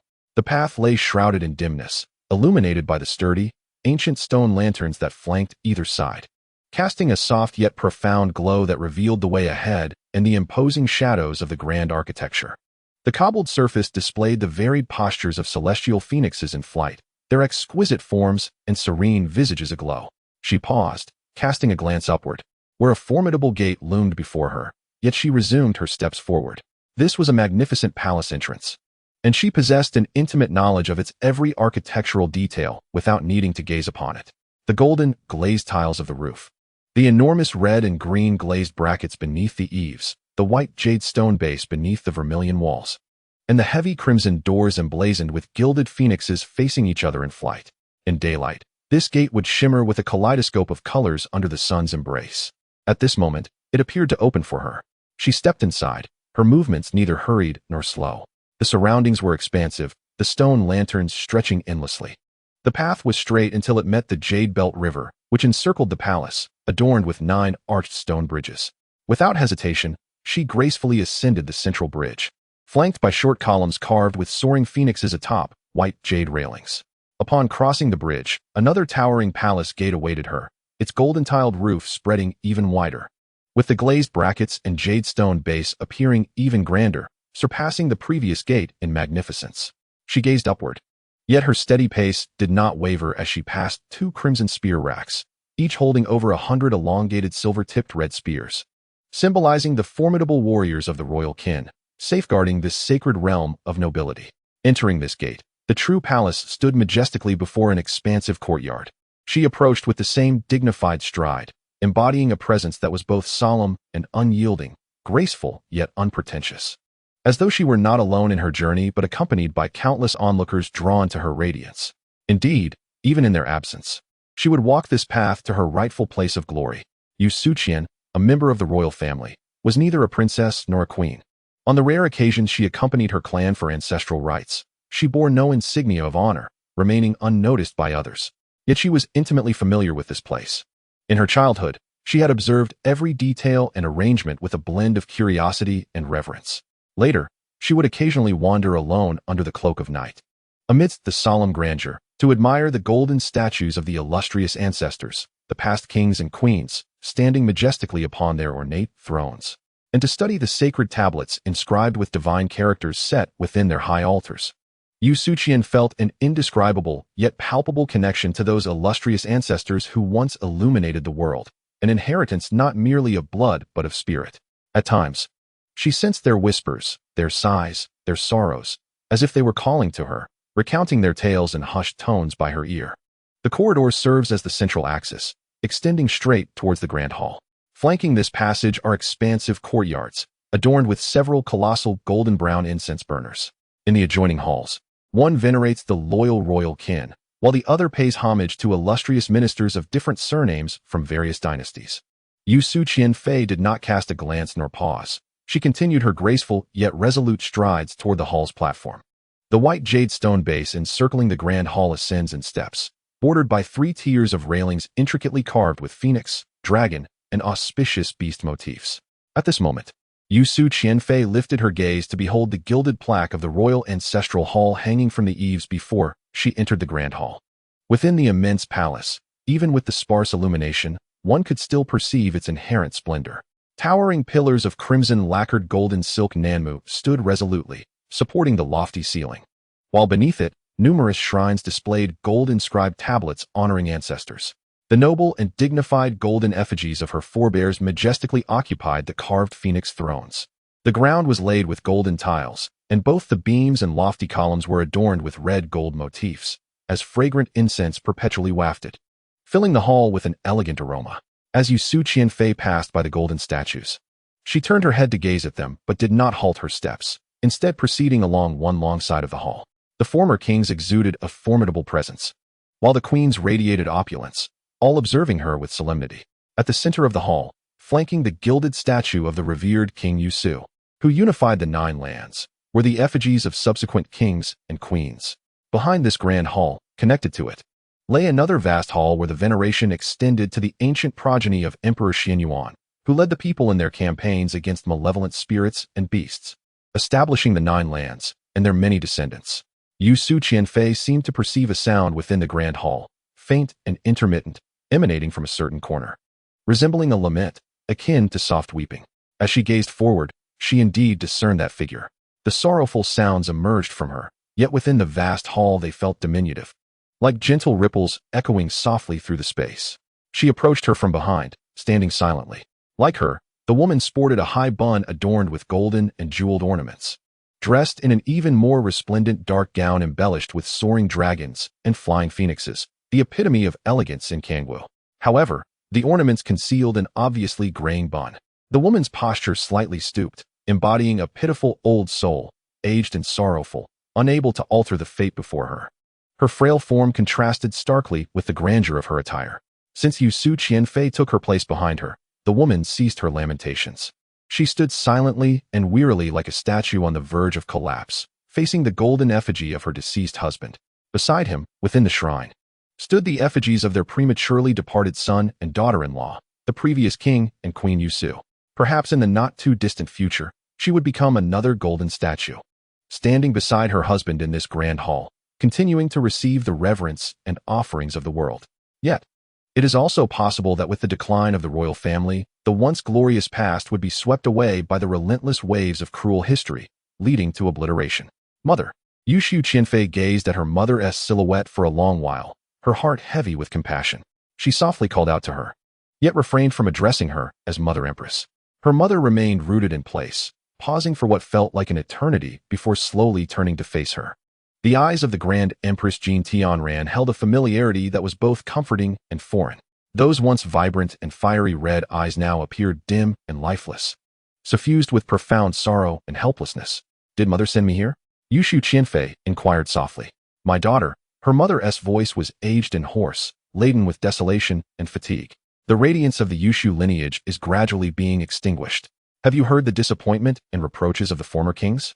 Mother Empress, the valiant kings of old will surely protect us, allowing the Yushu clan's brilliance to endure," Yushu Qianfei reassured her. Yet her words offered no solace. Her mother continued to gaze at her with a dull expression. As Yushu Qianfei observed her, it became clear that the Grand Empress Jin Tianran's eyes were devoid of her presence. She merely faced her, lost in a sea of grief and guilt. Gradually, her gaze sharpened upon Yushu Qianfei, revealing deeper creases on her aged face, a reflection of her disdain for the daughter's words. "The protection of the former kings? This is my fault as well, my daughter. If you were a son, inheriting the valiant blood of our ancestors, would we need to beseech their protection to fulfill our duties and preserve our legacy, allowing them to be disappointed and forsaken due to our own weakness?" Yushu Qianfei maintained her poise and respect, her crimson eyes quietly fixed upon her mother, remaining silent. "My daughter, gazing into your eyes, I sense your deep-seated resentment towards us." Yushu Qianfei offered a faint smile, yet still said nothing. "Your father and I indeed favored your unfortunate sister more," her mother finally admitted. "Your sister was gentle and obedient, mindful of the greater good. Despite the trials we faced regarding her marriage, we knew she was our beloved daughter, the eldest of the Kangwu royal family. She would follow the destined path to become the queen of the Nine Lands. She embodied beauty and tranquility, willing to sacrifice her own desires for the sake of her parents and the family's ambitions. Thus, she met her demise. Even in death, we remain proud of her." Yushu Qianfei calmly replied. She paused, her voice trembling slightly as she continued. "And you, my other daughter, while equally beautiful, you are forever restless. You envy your sister, constantly comparing yourself to her, fixated on her possessions, and harboring discontent and resentment when you cannot attain them. We often feel anxious for you, even ashamed of your greed. Every individual has their destiny, my daughter. You are the princess of Kangwu. Your lineage bestows upon you an extraordinary status, a noble spirit, and breathtaking beauty. You possess mesmerizing red eyes that captivate the heart, along with a sharp and agile mind. What then do you lack? Why must you incessantly compare yourself to your sister and resent us for it? Do you truly believe this is all our fault? You, of course, will not relinquish your dignity, nor will you concede to any wrongdoing, even as the glory of the royal lineage is about to be extinguished. Even if your pride and joy, your daughter, loses her life." Yushu Qian feigned indifference, responding slowly to her. She could not help but tremble at the sight of the elderly figure before her. The once dim and murky crimson eyes now sparkled with a newfound brilliance. The radiance intensified rapidly, piercing Yushu Qian with its fervor. Beneath her luxurious garments, her posture remained erect, her wrinkled visage contorted into an expression of fearsome authority, unmistakably that of the revered and formidable Wang Fei of Kangwu, radiating an undeniable majesty that commanded respect and left no room for doubt or disrespect.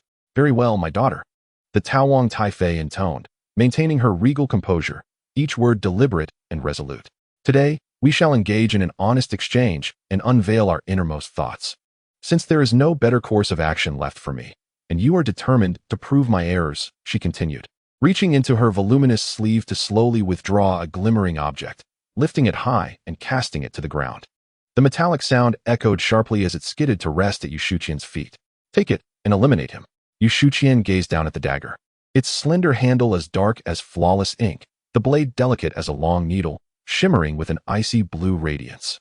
The sound it made upon impact indicated it was remarkably light, yet its ghastly gleam hinted at the lethal force it could deliver with a single strike. "Eliminate him?" Yushu Qian echoed, almost incredulously. "Indeed, eliminate him," the elder reiterated, her words nearly a snarl. "Before the ancestral spirits in this royal hall, affirm your promise, eliminate him. Make the traitor vanish completely. You have never shied away from closeness with him, so why not draw even closer once more? Even if it requires you to lure him with your own body, to plunge the dagger into him and end his life definitively. In doing so, you shall prove our grievous mistake, demonstrating to our ancestors that you are the hope and glory of the Yushu Qian lineage." At that moment, she resembled a cornered beast, enraged and fighting back, her voice rising in fervor, her countenance fierce and menacing, instilling a chill within Yushu Qian. Yu Shuqian remained silent, striving to maintain composure as she regarded the furious elder, then lowered her gaze back to the dagger at her feet. A subtle smile, tinged with irony or perhaps bitterness, creased her downcast face. She bent to retrieve the dagger, rising to her feet, casting one last glance into the eyes of her mother, and turned to retrace her steps. Eliminate him. The anguished cries reverberated like ripples in the water behind her. Eliminate him, eliminate him, eliminate him. She seemed to hear the voices of all the former kings and queens commanding her by her side. With resolute eyes fixed ahead, she walked steadily, neither hurried nor sluggish. As if she were traversing a path observed by countless onlookers, yet indifferent to their gaze, she continued along her own path, the path of her destined glory. 16. Nangong Ming. Hatred within a brightly lit study in the city of Chaohuang. A circle of esteemed Kangwu ministers surrounded the imposing figure of Nangong Ming. Upon the conclusion of discussions, the assembly respectfully bowed and withdrew. The clamor faded, leaving behind an eerie silence. He retained his composure as he sat before the desk, leaning slightly, and picked up a book to read. Holding it, his gaze danced across the text, yet he found little distraction from the thoughts that occupied his mind. The image of the girl he had encountered outside the tent during the day lingered in his thoughts. It was the first time he had seen her so closely. Close enough to evoke a hesitation he dared not allow himself. Her cheeks were as fresh as new lychees, her nose soft and delicate, exuding a gentle silence. In that moment, he felt as though he had stepped out of time. The girl before him bore an uncanny resemblance to someone from many years past. He could not help but reminisce deeply, though a growing frustration began to cloud his thoughts. Yet, he remained seated, utterly still. He fixated on the flickering flame of the red candle on the desk, which, in an instant, swelled in his eyes into a raging inferno. He felt enveloped by its heat. The physical pain was bearable, yet the searing anguish within was nearly unbearable. However, he quickly steeled his heart, transforming it into an unapproachable iceberg. He leaned within the hall, his eyes only perceiving the golden phoenix carpet stretching towards the gilded steps. A voice, indifferent and languid, echoed from the hall, "Lift your head." He raised his eyes, averting his gaze from the figure clad in a golden phoenix robe, the Queen Jin Tianyu. "You should know which clan I belong to," she stated. "You are of the supreme Jin Tian clan." He stole a glance, observing her lowered eyelids gazing down upon him. He understood that if he looked closely, her eyes, like Jin Yao's, were a vivid crimson hue. "You should also know who my father is," she continued. "Tianyu, the emperor of the supreme martial clan." From a young age, he had been informed by his kin that according to their ancestral customs and the laws of their dynasty, he would represent the Jin Tian clan in an alliance with the Yusu clan to perpetuate their lineage. "Do you know why this is so?" "It is the edict of our forefather and the late king," he replied. He faintly heard a light laugh. "This is to safeguard the purity of our bloodlines, ensuring continuity without a trace of impurity. The blood that flows through Jin Yao is that of both the Yusu and Jin Tian clans." The individual in the hall raised her voice, allowing no room for his rebuttal. "She is a treasure of Kangwu, destined to unite with one of rightful blood. She shall be the queen of the 9 realms." Yet, he recognized that his personal desires paled insignificantly against the weight of clan traditions and royal decrees. Nevertheless, he had clung to a thread of hope. "Nangong's youngest, I only mention this because of Jin Yao and your father. Do not entertain any foolish notions, otherwise, not only your fate, but even the legacy of the Nangong family shall be in peril." With that, Jin Tianyu scoffed and departed. Jin Yao embraced him from behind, and even many years later, he could still feel the warmth and fragrant softness of her embrace. It was meant to be a cradle for his entire life. Yet in that moment, it was the only way he could hold on to her. He rode with Yusu Jin Yao, galloping wildly across the fields of Chaoga, countless fallen petals splashing behind them as they sped southward, racing towards the elusive moon rest forest. After a frantic dash, he halted by the stream, assisting Jin Yao dismount from her horse. Her exquisite face bore the marks of exhaustion, and he felt a surge of tenderness within. Just as he opened his mouth to speak, she raised her hand to silence him. With serene eyes, her vibrant red irises glimmering with life, she said, "Listen." Beside them, the water gurgled softly, birds chirped melodiously, and a gentle breeze rustled the trees. "How delightful it is," she remarked. "Indeed, we shall live freely like this from now on, unburdened by constraints. How wonderful." A glimmering sheen of clarity shone in her eyes as she softly sang a couple of lines, her ethereal voice dispelling his sorrows in an instant. Yet, sorrow soon flickered back into her gaze. He turned to see a throng of golden-armored soldiers approaching from the woods. His father, Nangong Qingyu, clad in a green robe, rode forward to the front lines. Nangong rose and drew his sword. You reckless child, what madness have you wrought?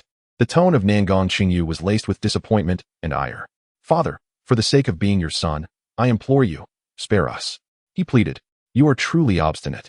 The princess is of noble birth, and what are you? To spare you, who will spare us, the Nangong family? The Minister of State, Ming Lang, and I share mutual feelings. I beseech you to allow us to depart. The emperor's betrothal will be fulfilled by my sister, and my father and mother shall not be overly harsh on others. Jin Yao also implored. Princess, this matter is of great consequence, far beyond your understanding at this tender age. If you wish well for this child, please urge him to reconsider, lest he find himself without a burial place. Then I shall fight to my last breath here today, Nangong Ming declared, shielding Jin Yao and raising his sword with resolute determination. A multitude of soldiers surrounded them, and suddenly, a feathered arrow whizzed through the air, striking Nangong Ming's leg. He cried out in agony, collapsing to the ground as Jin Yao gasped and rushed to support him. With his sword propped against the ground, he struggled to rise, only to see his father drawing back his bow. Whoosh! Another arrow struck his other leg. Ah! Nangong Ming cried out, falling to his knees as a third arrow pierced his sword arm, causing his weapon to clatter to the ground. Beside him, Jin Yao wept uncontrollably as soldiers pulled her away, while others dragged Nangong Ming by his arm, leaving a trail of crimson behind. He found himself confined in a dark, damp dungeon, battered and bruised. Yet, the pain of his wounds was nothing compared to the anguish within. He was oblivious to what day it was, unaware of Jin Yao's fate, and utterly lost regarding his own future. Someone approached the prison door, a figure adorned in a resplendent red gown. Yusuqian. Nangong Ming strained to meet her gaze through the bars, his heart racing with urgency. She was to be wed far away today. Yusuqian regarded him coldly. Despair threatened to suffocate him. Yusuqian slipped a piece of parchment through the bars. With trembling hands, he unfolded it, revealing a familiar, elegant script. Nangong Ming stared at the writing, shaking his head repeatedly, tears cascading onto the page, blurring the words as sorrow engulfed him like a deluge, rendering him speechless. Ah! He finally erupted in a fit of rage, veins bulging as he cried out, his heart brimming with sorrow and indignation. Clutching the letter tightly, he knelt upon the ground. Yusuqian flung open the prison door, and he dashed forth. Nangong Ming, brandishing his sword, spurred his horse into a frenzied gallop. Jin Yao was his beloved, his future. They had taken her from him, and now he was determined to reclaim her, even if it meant opposing the entire world, even if it led to his utter demise. The wedding procession stretched endlessly ahead, and Nangong Ming caught up. Jin Yao, Jin Yao, he shouted, but only the guards at the rear of the procession responded, attempting to block his path. In a furious roar, he unsheathed his sword. If he could not possess her, then he would die fighting. He swung his sword wildly, blood splattering across his face, cutting through the chaos of the procession. He sustained multiple wounds, yet seemed oblivious, lost in the fray, battling amidst the forest of glinting blades. Blood blurred his vision, and the screams around him faded into the distance. All he could hear was the rhythm of his own breath and heartbeat. At the periphery of the soldiers, he finally spotted Jin Yao, resplendent in her attire, stumbling toward him. Tears streaming down her face as she cried out something he could not hear. The sight of her in such distress pierced his heart even further. Jin Yao, Nangong Ming bellowed. Behind her, a commander clad in dazzling black gold armor surged forth, charging toward him with the swiftness of lightning. He raised his sword to meet the threat, but the enormous figure barreled past him, and in an instant, it felt as though he had been hollowed out by a blade. His eyes widening as he fell from his horse. No, just before darkness enveloped him, it was the last time he saw Jin Yao, her fragile form collapsing to the ground. Weeping sorrowfully for him, as Nangong Ming found himself ensnared in memories, a figure abruptly entered the room. He turned his gaze to see several attendants follow closely, bowing nervously as they spoke. My lord, the Duke insists on seeing you. We could not deter him. Standing before him was his father, clad in a simple blue robe. Tall and thin yet already stooped, with sparse, white hair cascading behind him. The wrinkles etched upon his cheeks and forehead bore witness to the passage of time, revealing him to be a frail elder. Leave us, he commanded, and the attendants withdrew at once. Nangong Ming rose to greet him, a faint smile tugging at his lips. Father. His father, Nangong Qingyu, regarded him with dim eyes that seemed not to recognize him, letting out a cold laugh. Have you brought the council chamber here? The political climate is turbulent and national affairs are pressing. I have not visited you in a long time. I am at fault, father. Nangong Qingyu chuckled softly. I, Nangong Qingyu, am truly fortunate. My son now disregards the emperor's decree and governs matters within the estate. The emperor and the king of Kangwu are still young. Since you have inherited your father's position, you must bear the nation's burdens. Do you aspire to usurp it? His voice rose slightly. My intentions are far from that. Then why can the Grand King and the Queen Mother not take charge? One is a woman, and the other a defeated general. They are unlikely to be of assistance. Qiuming finally erupted in anger. My son, do not be so arrogant. Our family has labored for hundreds of years in Kangwu, relying on the favor of the Yu and Jin clans. Do you wish to cast us into the depths of public scorn? To ruin the legacy of our ancestors in an instant? Father, Qiuming said, a smile lingering at the corners of his mouth, his tone soothing. The esteemed position of Kangwu, subordinate to none, has been cultivated through your decades of diligent stewardship. The intricate strategies of power you have diligently imparted to me have shaped my current situation. His father, now agitated, trembled slightly as he replied. Have you forgotten that I have repeatedly warned you? While our status can ensure the prosperity of our clan, it is imperative that we never betray the Yu Su and Jin Tian families. The consequences of such treachery would be dire. Qiuming chuckled. Father, you truly are growing old. With Jin Tian having lost the territory of Dijuan and the Yanlong army nearly annihilated, their branches, Kunwu and Duguang, are either on the brink of extinction or lack the strength to rise. As for Kangwu and Yu Su, they are now led only by an elderly matron and her young offspring. These clans have already fallen. What is there to fear? His father shook his head repeatedly. Our Qingwan clan has always prided itself on foresight and astute action. To presume the outcome is already decided is to exhibit a narrow-mindedness. Indeed, the conclusion is not predetermined. Qiuming replied, his smile fading as a chilling intensity flickered in his eyes. However, as long as I remain within the game, it shall inevitably proceed in this manner. My son, his father lamented, you remain unwilling to relinquish your burdens. Stepping closer, Qiuming's gaze sharpened, radiating ferocity as he fixed his stare on his father. This is no longer about personal grievances. Our clan has served Yu Su loyally for centuries. It is time we demand recompense. Must our descendants, like you and those in the ancestral hall, forever be mere subservient shadows to their masters? Must they, like your choice of name for me, remain forever as jesters, making a cacophony of meaningless sounds? The elder's weathered face flushed with anger, his hands and body trembling as he gritted his teeth, saying, if you persist in this reckless path, seeking to jeopardize our clan, as the patriarch, I cannot allow it. I shall summon our kin to impeach you and present our case to the Grand King and Queen Dowager, reclaiming my position as Chancellor. You will not have your way. Qiuming, once again smiling, met the indignation of Tianyu with a steady gaze. Father, the authority of the patriarch and Chancellor, who dictates the tides of fortune and change, may no longer be within your grasp or that of the matron. I advise you to relinquish worldly concerns and focus on recuperating peacefully at home. Bring him in, he commanded, summoning the attendants. Escort the Duke back. He must not be allowed to rest in peace. Mind your heads. Yes, we would never dare otherwise.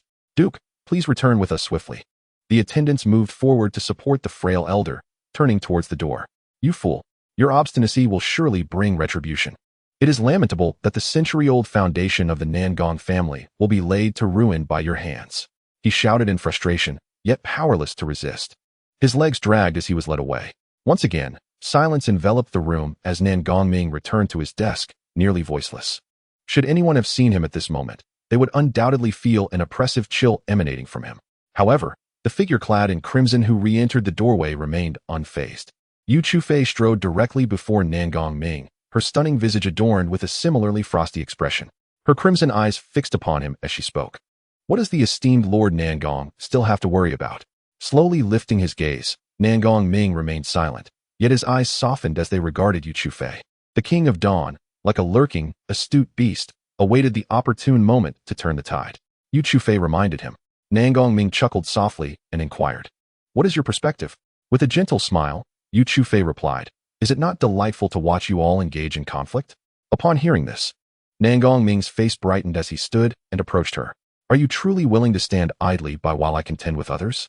Yu Chufei held her head high, her expression tightening. I should not remain passive. After all, they are my kin. Oh, I almost forgot. He is also your future husband. How does he regard you? Is he not as eager for your affection as one craves the rain? Yu Chufei scoffed disdainfully. Compared to you, he is a virtuous man, and he harbors no interest in me. TSK. Qiuming shook his head, his gaze traveling from her eyes to her fair, voluptuous bosom. Such a treasure. And yet he shows no interest. Is he too foolish to appreciate it? Or does he find more allure in that courtesan of the capital? As his words fell, Yu Chufei raised her hand to strike, but Nangong Ming seized her wrist.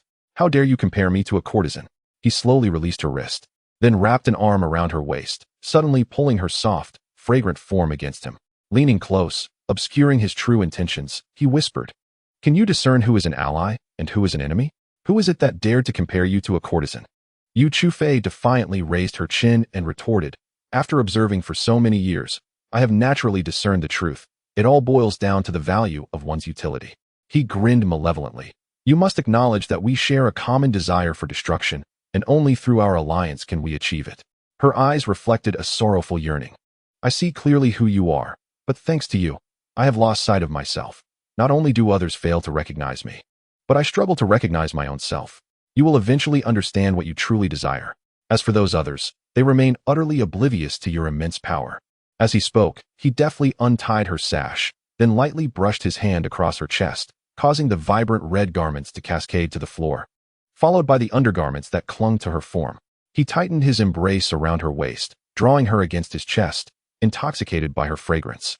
He leaned in, capturing her cool, rosy lips with his own. Yu Chufei surrendered to his whims, raising her head and closing her eyes, her long eyelashes fluttering slightly as she began to respond.